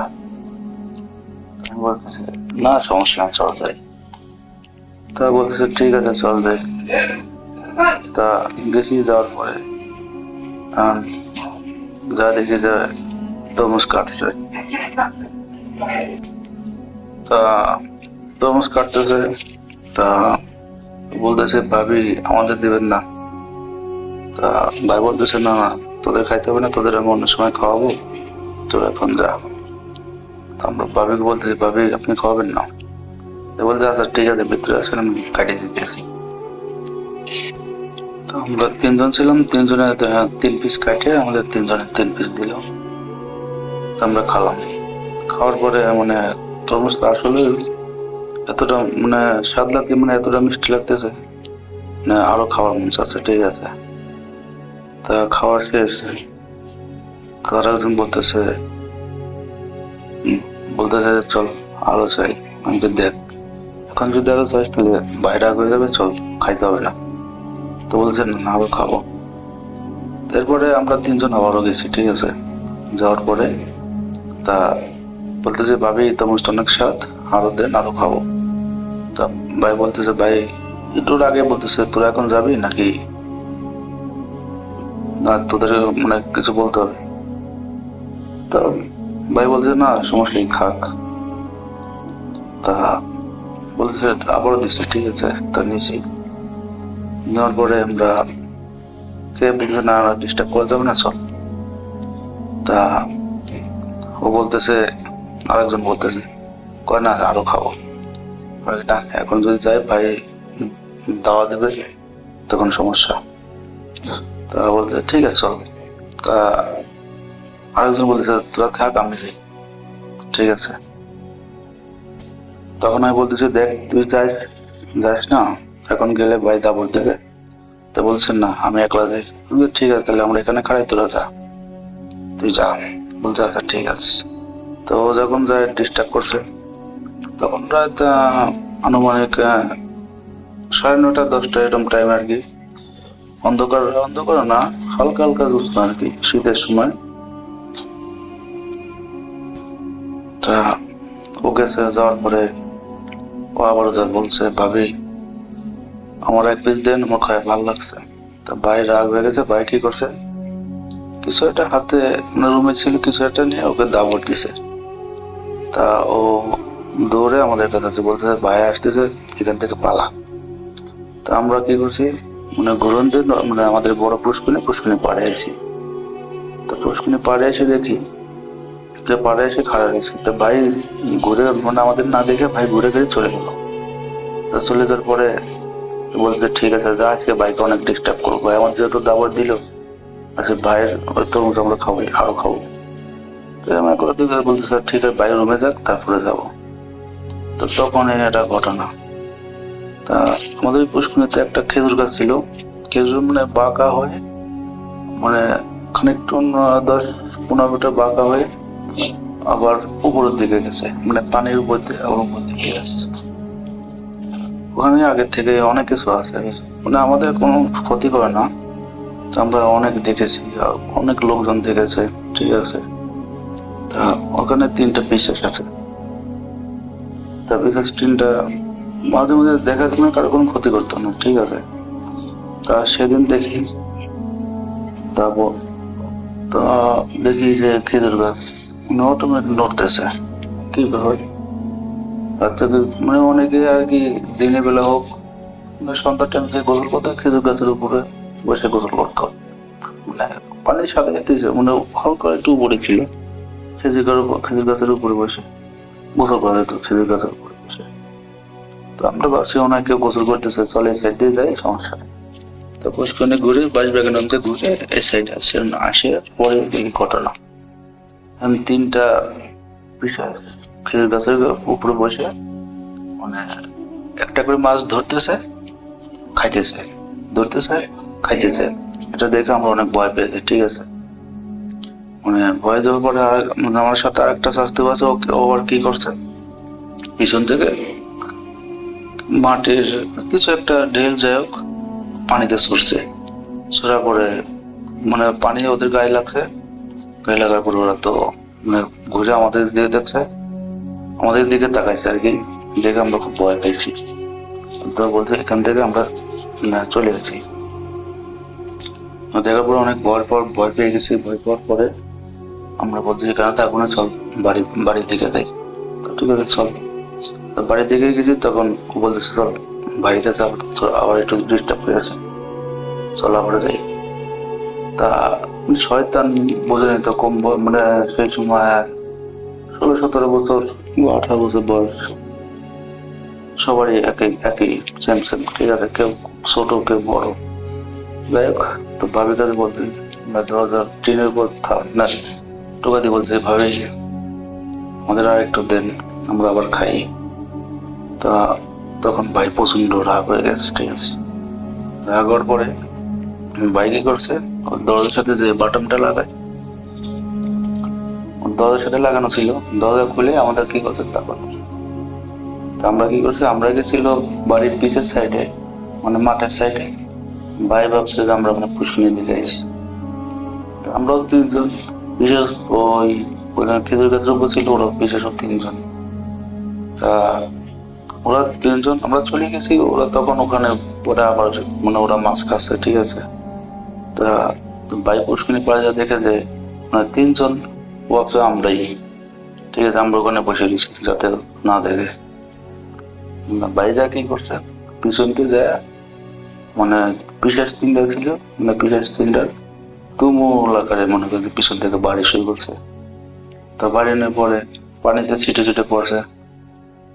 তা মারার পরে ভাই আবার কি করছে, আজকের মতো কিছু করলাম না, দিনের বেলা আসুক তবু খবর আছে, এটা বলে ভাই আবার চলে গেছে। তো তখনই আমরা আবার পিছন থেকে আসতে চান, সামনে দেখা। তা ভাই বলছে, ভাই তখন ভাইয়ের কাছ থেকে শোনা ভাই দিক দিয়ে কোন থেকে তোরা করে দিলি। আমরা বললাম আমরা তো মাঠে ছেড়ে গেছিলাম। বলতেছে তাহলে মানে ভাই একটু ঘাবড়ে গেছে, ঠিক আছে, ভয় পেয়ে গেছে। তাহলে এখানে খেজুর গাছের উপর কারা ছিল, খেজুর গাছের উপর তো আমরা ছিলাম না, তো মাঠের সাইডে গেছিলাম। তো বলছে তাহলে আমি কার মারলাম। তো ভাই অনেক ভয় পেয়েছে, ঠিক আছে। তো বলতেছে তোর জন্য সমস্যা আমার। তা আবার ভাই আবার কি করছে, আবার দাওয়াত দিছে। তারপর দাওয়াত দেওয়ার পরে আমরা কি করছি, আমরা আবার রাস্তা থেকে চলে এসে, তো রাস্তায় পড়েছি, বাড়ি চলে গেছে বাড়ির দিকে। তো বাড়ি যাওয়ার মোটামুটি আধা ঘন্টা 1 ঘন্টা পর তা দাওয়াতের পর আমরা রাস্তায় গেছি। তা ভাইয়ের বাড়ির দিকে গেছে, মোটামুটি আধা ঘন্টা পরে সমস্যাটা হঠাৎ করে ভাবে চিৎকার দৌড়ছে। মানে আমাদের সবাই এক বাড়ি এক জায়গায়, তো বাইরের রুমে গেছে, পরে আমরাও মানে বাড়িতে যাদের বাড়িতে চলে যাচ্ছে, মানে যাদের রুমে যাচ্ছে আর কি। তা হঠাৎ করে ভাবি মানে অনেক জোরে চিৎকার দৌড়ছে। তো আমি বলছি কি ব্যাপার, বাইরে রাগ হয়ে আবার ভাবিকে হাত দিল না। তা সবাই উঠছে, ওঠার পরে আমি ভাবি বলতেছে যে আপনার বাড়ির মনে কিছু একটা হয়েছে। আমি অনেক জোরে জোরে গোংড়াচ্ছে। তা আমি ডাক দিই, আমার উপর রাগ করে। তারপরে হঠাৎ করে আমি বলতেছি এবার হঠাৎ করে কি হলো, বলে সব আপনাদের জন্য, আপনারা রাত করে আমাদের ডিস্টার্ব করবেন, ওখান থেকে কি হয়েছে না হয়েছে, মানে ভাই যে এখানে হয়েছে, ভাই এটা নিজের ভিতরে রাখছে, কাউকে বলেন ওই রাত্রে আর কি। পরে তো হঠাৎ করে ভাই মনে করেন যে অন্যরকম হয়ে গেছে। ঠিক আছে, কি হয়েছে মানে ভাবি বলতেছে তুই রুম থেকে বা বাইরে যা। তা বলছে মানে এক কথা দুই কথায় অনেক অনেক কিছু। ঠিক আছে, তা মোটামুটি দাদা তখন বাসা ছিল। মোটামুটি আমার দাদা আর কি এসব কাজ করতো, মানে ছোটখাটো কবিরাজি কাম করতো। সে আর কি সবকিছু জানতো। তার সাথেও জিন ছিল, তার সাথেও 2টা জিন ছিল। তা বলতেছে ঠিক আছে আমি দেখতেছি। দাদা ডাকার পরে দাদা বলতেছে আমি দেখতেছি। দাদা ওঠার পরে দাদা বুঝতে পারছে যে কিছু একটা হচ্ছে। দাদা ওঠার পরে যখন ওই রুমে গেছে তখন বলতেছে সমস্যা হয়েছে, সবাই বাড়ি যান, আমি ব্যবস্থা করতেছি। মানে সবাই যত লোকজন ছিল মানে বাড়ির সবাই মানে জেগে গেছে। ঠিক আছে, জোরে কান্নাকাটি। ওর দাদা বলতেছে সমস্যা ওর কিছু একটা হয়েছে, সেটাও সমস্যা করতেছে। তা তো বলতেছে আরেকটা লোককে ডাকতে। একটা লোক বলতে আমার মামা, মানে আমার মামা, সে আর কি অনেক বড় কবিরাজ, এই কাম করতো।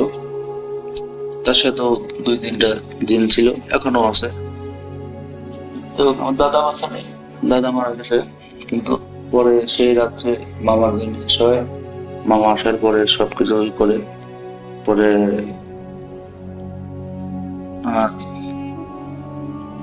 তো মামা আসার পরে মামা বুঝতে পারছেন যে ওর উপরে বিশেষ আসর করছে, জায়গাটা সমস্যার কারণে ওর উপর আসর করছে, জায়গাটা ব্যবস্থা আমি করতেছি। মোটামুটি যেসব সামান টামান লাগে সেই রাত্রে ব্যবস্থা করি। তো মানে সবকিছু ঠিকঠাক করে বলেছে আচ্ছা ঠিক আছে আমি রাতের ভিতরে তাড়ানোর ব্যবস্থা করতেছি।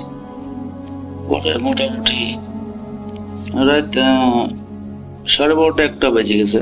তো তখন সব মানে আসর টাসর সাজা মানে জিজ্ঞেস করতেছে বড় ভাই কাছে, তুই এত রাত্রে ওর উপর কি জন্য এলি, ওর কাছে কি জন্য এলি? ও বলতেছে আমি এমনি এমনি আসিনি, ও আমার শরীরে ব্যথা দিচ্ছে।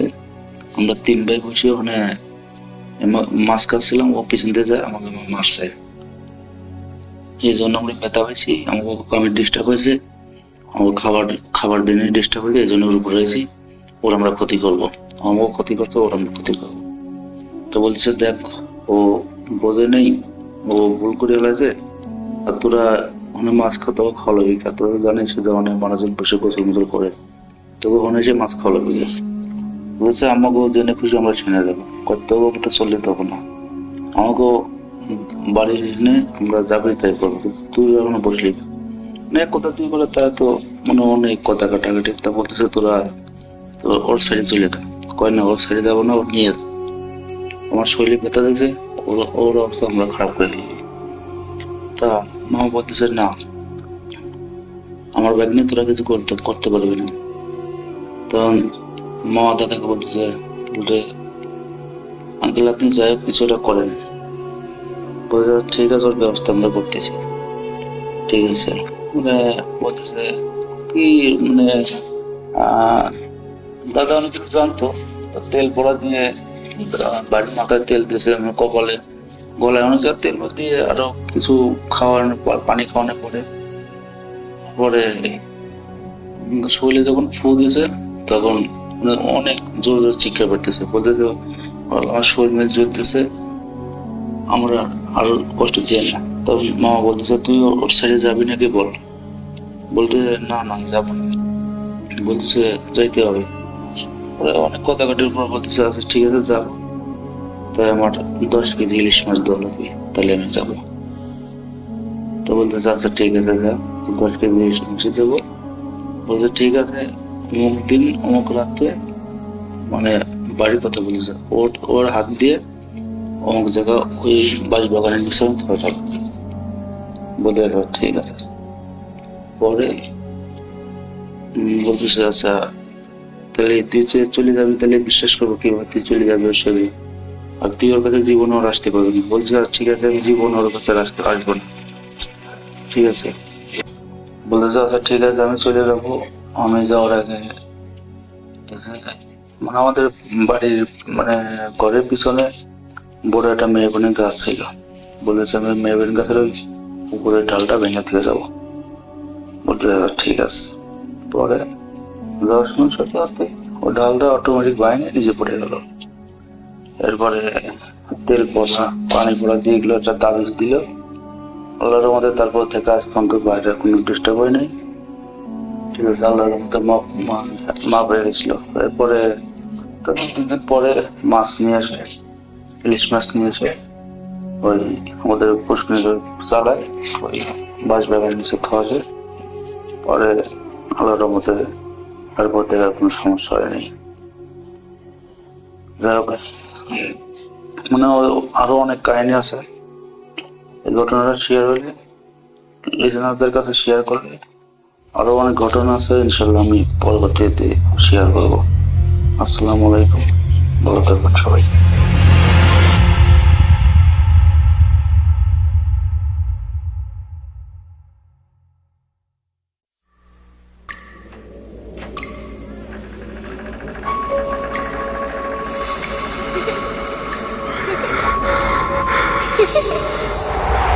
লুকোচুরি খেলবে?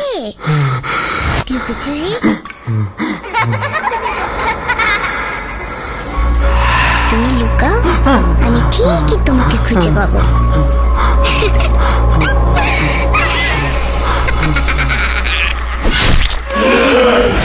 Bhoot.com with Russell.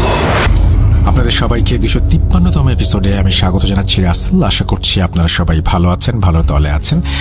যথানিয়মে আমরা আরও একটি অডিও ক্লিপে যাচ্ছি। আশা করছি যে এই অডিও ক্লিপটিও আপনাদের ভালো লাগবে।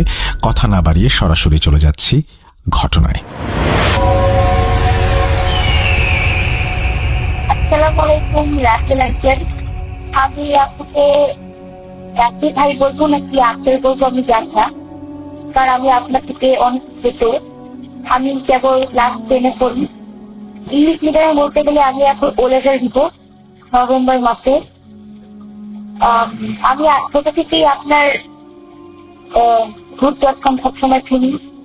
এখন তো Bhoot.com চলতেছে, আমি তো সেটা থেকে Bhoot FM শুনতাম 2013 সাল থেকে। খুব ভালো লাগছে শুনে। আমার সব অবসর সময়গুলো আমি আপনার গল্প দিয়ে কাটিয়ে দিই। তো আজকে আমি আমার জীবনের ঘটনা বলবো। সেটা সত্যি কি ঘটনা আমি আসলে জানলাম। আমি তখন অনেক ছোট ছিলাম, ক্লাস 3-এ পড়তাম অথবা 2-তে। আসলে আমার বাবা একজন সরকারি কর্মচারী বলতে সরকারি চাকরি করেন, তিনি পুলিশে আছেন। তো সেই সূত্রে আমাকে অনেক জায়গায় যেতে হয় বাবা পোস্টিংয়ের কারণে। বাবার একবার কুড়িগ্রামে পোস্টিং করে, কুড়িগ্রাম জেলার উলিপুর উপজেলাতে পোস্টিং করে। সেখানকার আমরা 3 বছর ছিলাম। আমি ক্লাস 1 থেকে 3 পর্যন্ত পড়েছি এখানে। সেখানকার লোকজনের সাথে আমাকে অনেক ভালো একটা সম্পর্ক পেয়েছেন। বলতে গেলে ওখানকার লোকজন আমাদের পরিবারের মতোই হয়ে যায়। ওখানকার আশেপাশে যতগুলো পাড়া ছিল ওরা আমাদের প্রতিবেশী হয়ে যায়। তো ওদের মধ্যে একদিন পরিবার ছিল, আমি তাদের নাম উল্লেখ করবো না। ওই পরিবারে তারা আমাকে অনেক আদর করতো, যেহেতু আমি ক্লাস 1 থেকে পড়তাম তখন। ওরা আমাকে একটা জায়গায় নিয়ে যেতে চাইলো দাওয়াতের জন্য। তারা আমার মায়ের কাছ থেকে অনুমতি চাইলো যে আমি কি আপনাদের মেয়েকে দাওয়াতে নিয়ে যেতে পারবো। তখন আমার মা আমাকে পারমিশন দিল যে হ্যাঁ তুমি যাও, দাওয়াত খেয়ে আসো, তাহলে তোমার ভালো লাগবে। তখন পরীক্ষা হচ্ছে। তখন তারা আমাকে নিয়ে একটা পাড়ায় দাওয়াত খেতে গেলে, তাই দাওয়াত দিয়েছিল আমাকে এবার নিয়ে গেল ঘোরার জন্য।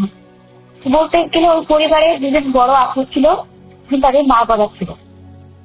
বেসিক্যালি বলতে গেলে তার 2 বোন ছিল। তারা আমাকে অনেক আদর করে, এখনো অনেক আদর করে, তাদের সাথে যোগাযোগ হয়। নিয়ে যাওয়ার সময় ওখানকার বাড়িতে গিয়ে আমি একটা অবস্থা লক্ষ্য করলাম। এটা আমার সাথে ঘটেনি, কিন্তু আমার চোখের সামনে ঘটে। যে ওখানে দেখলাম অনেক ভিড়, আগে থেকে অনেক ভিড়। যেহেতু স্বাভাবিক দাওয়াত দিয়েছে, ভিড় তো হওয়ারই কথা। সেখানে আমি দেখলাম অস্বাভাবিক রকম ভিড়। আর যেখানে যে জায়গায় ঘিরে সবাই ভিড় করেছে, দেখলাম একটা ছেলেকে ঘিরে সবাই ভিড় করেছে। ছেলেটা কেমন অস্বাভাবিক আচরণ করছিল, দেখে মনে হচ্ছিল যেন কেউ তার উপর ভর করে। আমি তখন বুঝতাম না কিছু। পরে যখন আমি বড় হই, ইংলিশ আমি চিন্তা করি, তখন আমি ভাবলাম, এটা একটা ব্যাখ্যা বের করলাম যে হজটাকে কেউ আসর করেছিল, ছেলেটাকে কেউ ছটফট করছিল, সে পাগলের মতো আচরণ করছিল, সবাই তার কাছ থেকে তাকে দূরে দূরে চলে যাচ্ছিল, সবাই বলাবলি করছিল, তাকে সবাই ঘিরে ঘুরেছে, পরিচয় ঘুরেছে। তারপর আমিও একটু ভয় পেয়ে ওই বাড়ির অন্য একটা কোণায় চলে গেলাম। তখন যারা আমাকে নিয়ে এসেছিল, ওই যে বড় ভাই আছে, তারা আমাকে বলে যে তুই ওখানে দাঁড়িয়ে থাক, আমার একটু ছিল। তো ওরা বুঝেছিল যখন জিনিসটা দেখতে গেল, তখন দেখলাম, লক্ষ্য করলাম যখন হুজুর দেখি, আমরা আসার কিছুক্ষণ পরে হুজুর দেখে আনা হয়েছে। তো আমি নিজের থেকে কি দেখলাম জানো আঙ্কেল, যে ওই হুজুর উনি ওনার ওই ছেলেটার কাছে গিয়ে অনেক কিছু বললো, কোথা থেকে আমি ছেলেটাকে ফোন করেছি। তো ছেলেটাও কিছু বলছিলেন না, শুধুমাত্র হাসছিল, কেমন যেন পাগলের মতো কি একটা আরবি সেটা বলছিল, সেটা বুঝে যাচ্ছিল না। তখন হুজুর কেউ জানি না, তাকে একটা কাগজ দেয়, একটা কলম দেয়। তখন আপনি বিশ্বাস করবেন না আঙ্কেল, যে বাম হাত দিয়ে, কিন্তু বাম হাতে ছিলেন না, তারপর আবার এত সময় আরবি লিখছিলেন, এত খসখস করে আরবি লিখছেন। আমি কি বলবো, ঘটনাটা কি আছে ভৌতিক কিনা আমি জানি না, কিন্তু ওইটুকু বয়সে আমি যেটা দেখেছি, সেটা দেখে আমি আসলে অনেক ভয় পেয়ে গিয়েছিলাম। কারণ ওই ছেলেটার চোখগুলো পুরো লাল হয়ে গিয়েছিল, আর যেই তার কাছে কিছু আসছিল তাকে সে ধাক্কা দিয়ে ফেলে দিচ্ছিল। এটা দেখে তো আমি যে কোনো বাচ্চা আমার বয়সে ভয় পেয়ে যাবে। ওইভাবে যখন লেখছিল আরবিতে, তো খসখস করে লিখছিল, তখন কিছু একটা লিখে যে হুজুরকে বলছিল, কিন্তু আমি বলতে পারবো না, আমি শুনে কি বলছিল। তখন আস্তে করে যখন এরপরে হুজুর দোয়া করলো, তার মাথা হাত দিল, অনেক কিছু করলো, তখন দেখলাম সেটা আস্তে আস্তে শান্ত হয়ে গেল, মানে ঠিক হয়ে গেল। তখন পরে তার কোনো প্রতিক্রিয়া লক্ষ্য করলাম না। এটাই ছিল আমার ঘটনা। ছেড়ে রাস্তাকে লাগে, জানি এটা হয় কিনা, কিন্তু এটা আমি দেখেছি, আপনাকে মনে আছে, কিন্তু স্পষ্ট মনে আছে ছেলেটা কিরকম ছিল। ছেলেটার বয়স তখন মনে হয় 17-18 বছর হবে। এই লিখছে। ভালো লাগলে অবশ্যই শেয়ার করবে। আমি জানি ঘটনাটা ভালো করে বুঝিয়ে বলতে পারিনি, আমি কয়েকদিন পরে পরীক্ষা দিব, তো আপনি আমার জন্য দোয়া করবেন। আসসালামু আলাইকুম।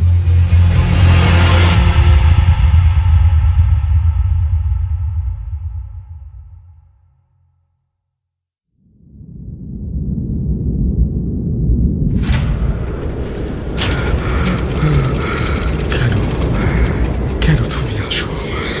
আমি শুধু তোমার সাথেই থাকতে চাই। কিভাবে সম্ভব? মৃতদের এই পৃথিবীতে থাকতে নেই। তুমি তুমি চলে যাও, চলে যাও, প্লিজ চলে যাও। সবটাই কি ইলুশন, নাকি অন্য জগতের কেউ কখনো হাজির হয়ে যায় চোখের পলকে? Bhoot.com with Russell.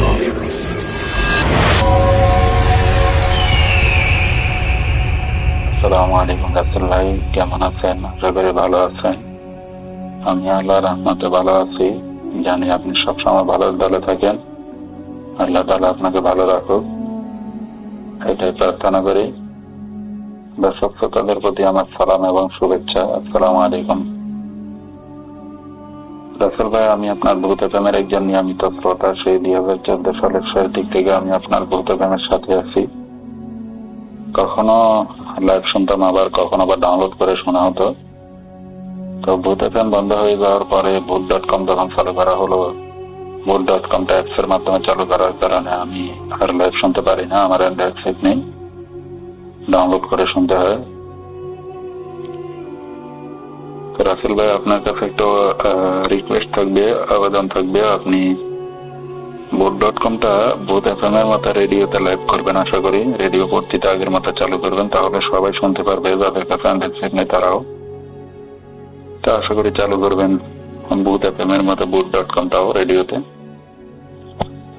তো যাই হোক, আমি আর কথা বাড়াবো না। আমি আমার আজকে একটা ঘটনা শেয়ার করবো, ছোট একটা ঘটনায় চলে যাই। এই ঘটনার আগে আমি 2টা ঘটনা পাঠিয়েছিলাম boot.com-এ।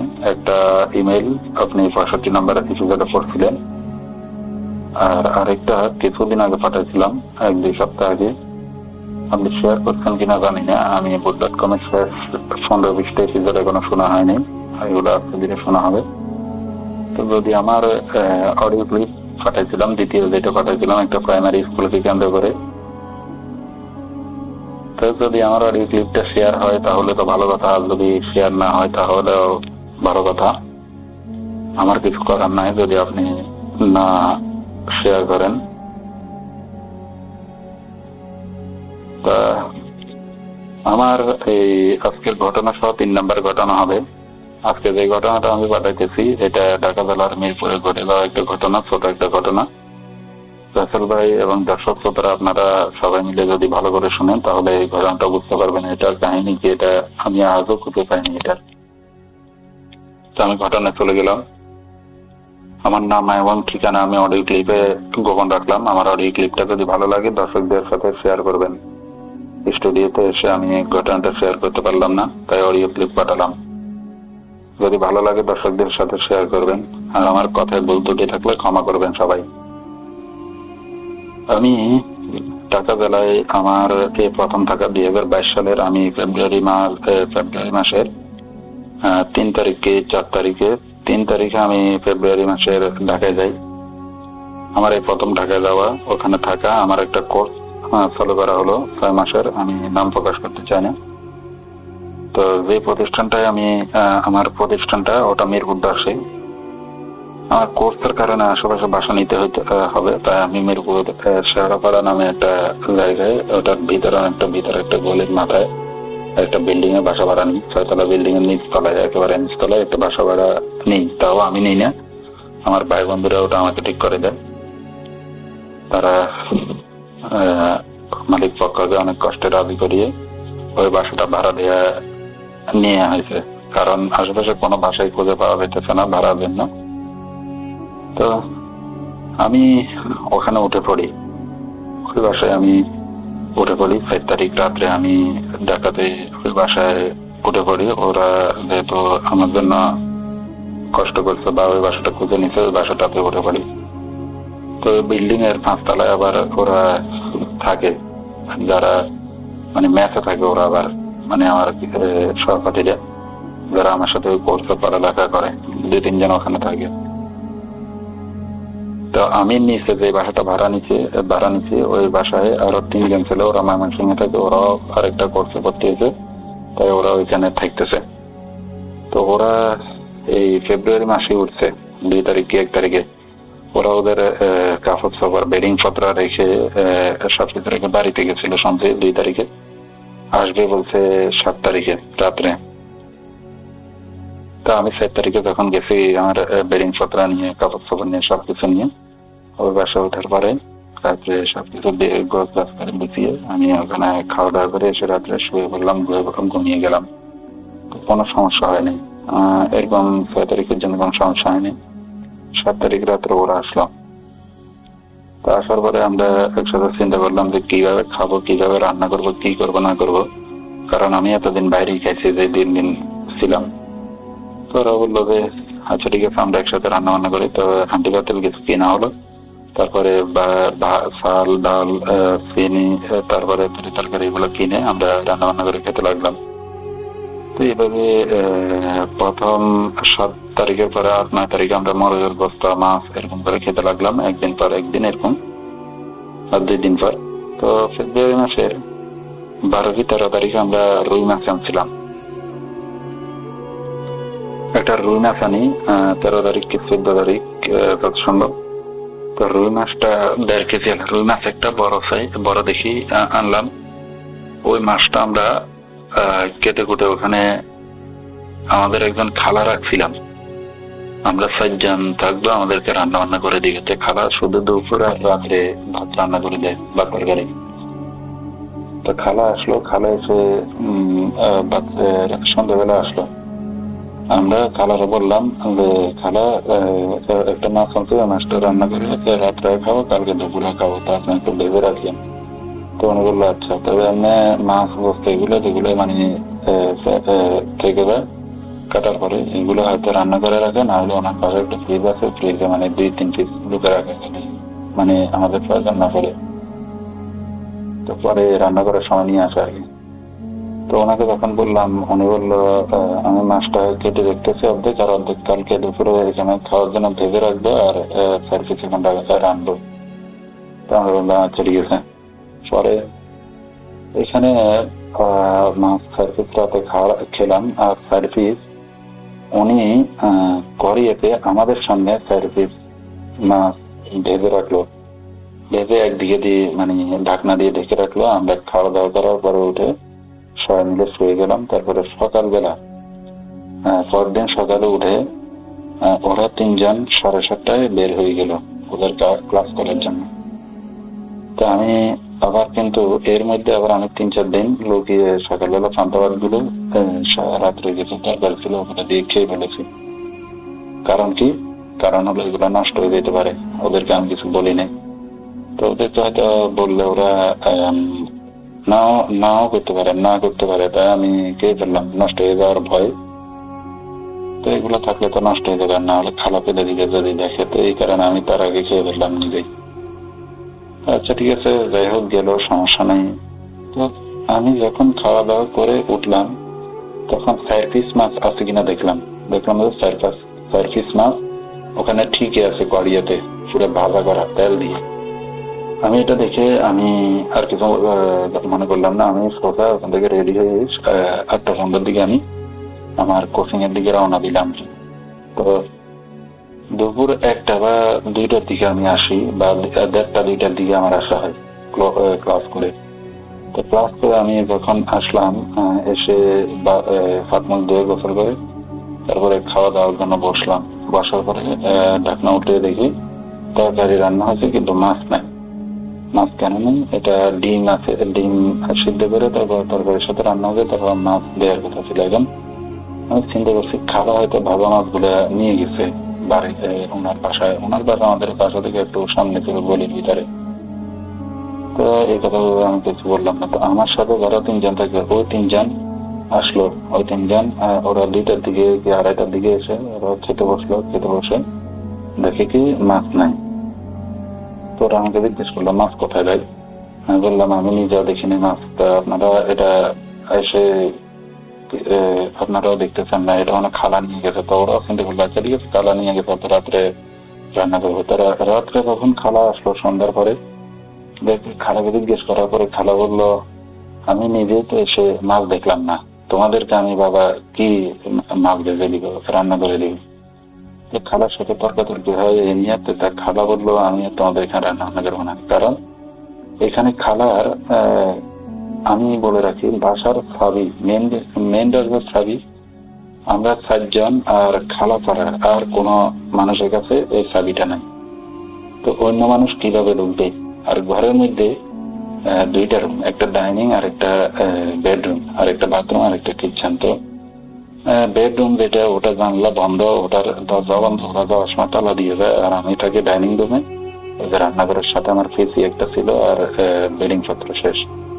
তো ওই বেডরুমের সামনে মানে ডাইনিংটার সামনে রান্নাঘরের পাশে জানালা ছিল।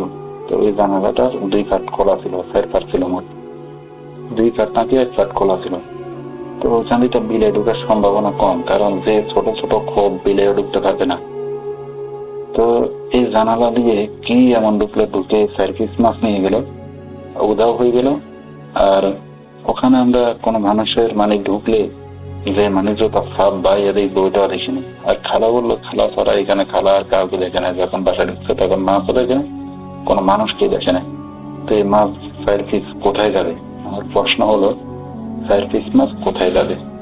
আজ পর্যন্ত এই 4 পিস মাছের খোঁজ আমরা কেউ এখনো পাইনি। ওরা এখনো পর্যন্ত মানে খোঁজ পেল না 4 পিস মাছ কে নিল, কে শেষে নিল। যদি ওখানে আমাদের সাথে যে রুমমেটরা আছে ওদের কাছে আমাদের চাবি নেই, ওদেরকে আমরা তালা চাবি দিইনি। ওরা মানে জানে না, ওদেরকে বলছি আর কি। ওরা বলে আমরা তো তোমাদের বাসার ছবিটা আমাদের কাছে নাই, আমরা ওখানে গিয়ে কি করব? তাই এই কথা বলার পর আমরা অবাক হয়ে গেলাম। আমরা আর কি বলবো, আমরা আর কিছু বলিনি। তো এখন আমার প্রশ্ন হলো, এই যে বাসায় আমরা ছিলাম না, আমরা চলে গেলাম ইনস্টিটিউটে, কিন্তু আমাদের স্যার ক্রিসমাস কোথায় যাবে? এখানে তো আমরা 5 জন ছাড়া, খালা আর আমরা 4 জন মানুষ ছাড়া আর কোনো মানুষ চাবি নিয়ে আসবে না, চাবি নাই আর কারো কাছে। আর খালা হলো বুড়া মানুষ, উনি মিথ্যা কথা বলবে না, উনি আমাদেরকে আমরা সত্য বললো যে বাবা আমি এখানে কাজ করি, টাকা নিই, শেষ, তোমাদের রান্না বান্না করি, আমি তোমাদের সাথে মিথ্যা বলবো না। উনি আমাদেরকে বললেন আমি এত বড় বড় ফিস মাছ নিয়ে কি করবো? বলো এতদিন মাছ ভাজি করে, এতদিন বস্তা, এই আজকে 10-12 দিন বা 7-8 দিন তোমরা আমাকে মাছ ডিম রানি দেওয়া, এগুলো তো আমি নিতে পারতাম। আর আমরা ডিম 1 ডজন নিয়ে রান্না করে রাখছিলাম, ওগুলো সরে নেই, কেউ ওগুলো নেই। এখন আমার প্রশ্ন হলো, ঘরে কেউ ঢুকে নাই, আর মেন যে বিল্ডিং এর মেইন গেট, যেটা মেইন গেট, ওখানেও ভাড়া দিয়ে বাইরে যাওয়ার সময় তালা দিয়ে মেরে তারপর যায়, আর বাইরের মানুষ কেউ তো ঢুকতে পারে না। আর আমরা তো এই বাসায় ছিলাম, এই বাসাটা 1 বছর ধরে, তো আগেই বললাম মনে হয় যে 1 বছর ধরে বন্ধ ছিল। আমরা জানুয়ারি মাসের 30 তারিখে মালিক পক্ষ এটা পরিষ্কার করে তারপরে আমাদেরকে থাকতে দিচ্ছে, আমাদের জন্য ভাড়া দিচ্ছে। আর রুমটাতে একটা গন্ধ, এই ঘরটাতে বাথরুমটাও ঠিক নেই ওরকম। তো এটাই এখন আমার প্রশ্ন হলো, এই বাসায় কি জিন প্রেত এসে কি বাসা পাচ্ছিল? হয়তো তারাই কি মাছ নিয়ে গেছে। আর যদি বিড়াল এসে ঢুকে মাছ নিয়ে যেত তাহলে তেল ভরা থাকতো, কিন্তু তেল আমি যেভাবে দেখে গেছিলাম ওইভাবে আছে তেল, কিন্তু মাছগুলো নাই।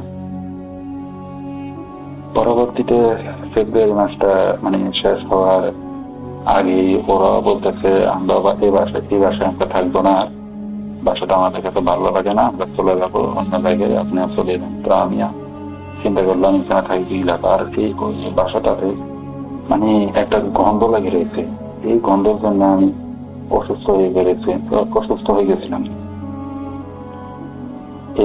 এই গন্ধটা একটা বিশ্রী একটা গন্ধ ছিল, ওই গন্ধটার জন্য আমি অসুস্থ হয়ে গেছি। আমার প্রায় ক্লাস আমি করছি, প্রায় এরকম 4-5 দিন আমি অসুস্থতা ভুগছিলাম। এইটাই তো, বাসাটায় কি জিন প্রেত আছে নাকি কি মানে কোনো সমস্যা আছে আমি জানি না। এই বাসাটা কেন 1 বছর ধরে ভাড়া দেওয়া হয় না এটাও বুঝি না। তো এইভাবে তো বাসা ফেলে রেখে দেয় না কেউ। তো আমি আর ওসব নিয়ে মাথা ঘামানি। পরে 26, 27 কি 28 তারিখ আমি মানে ওই বাসাটা ছেড়ে আমি চলে গেছি অন্য বাসায়।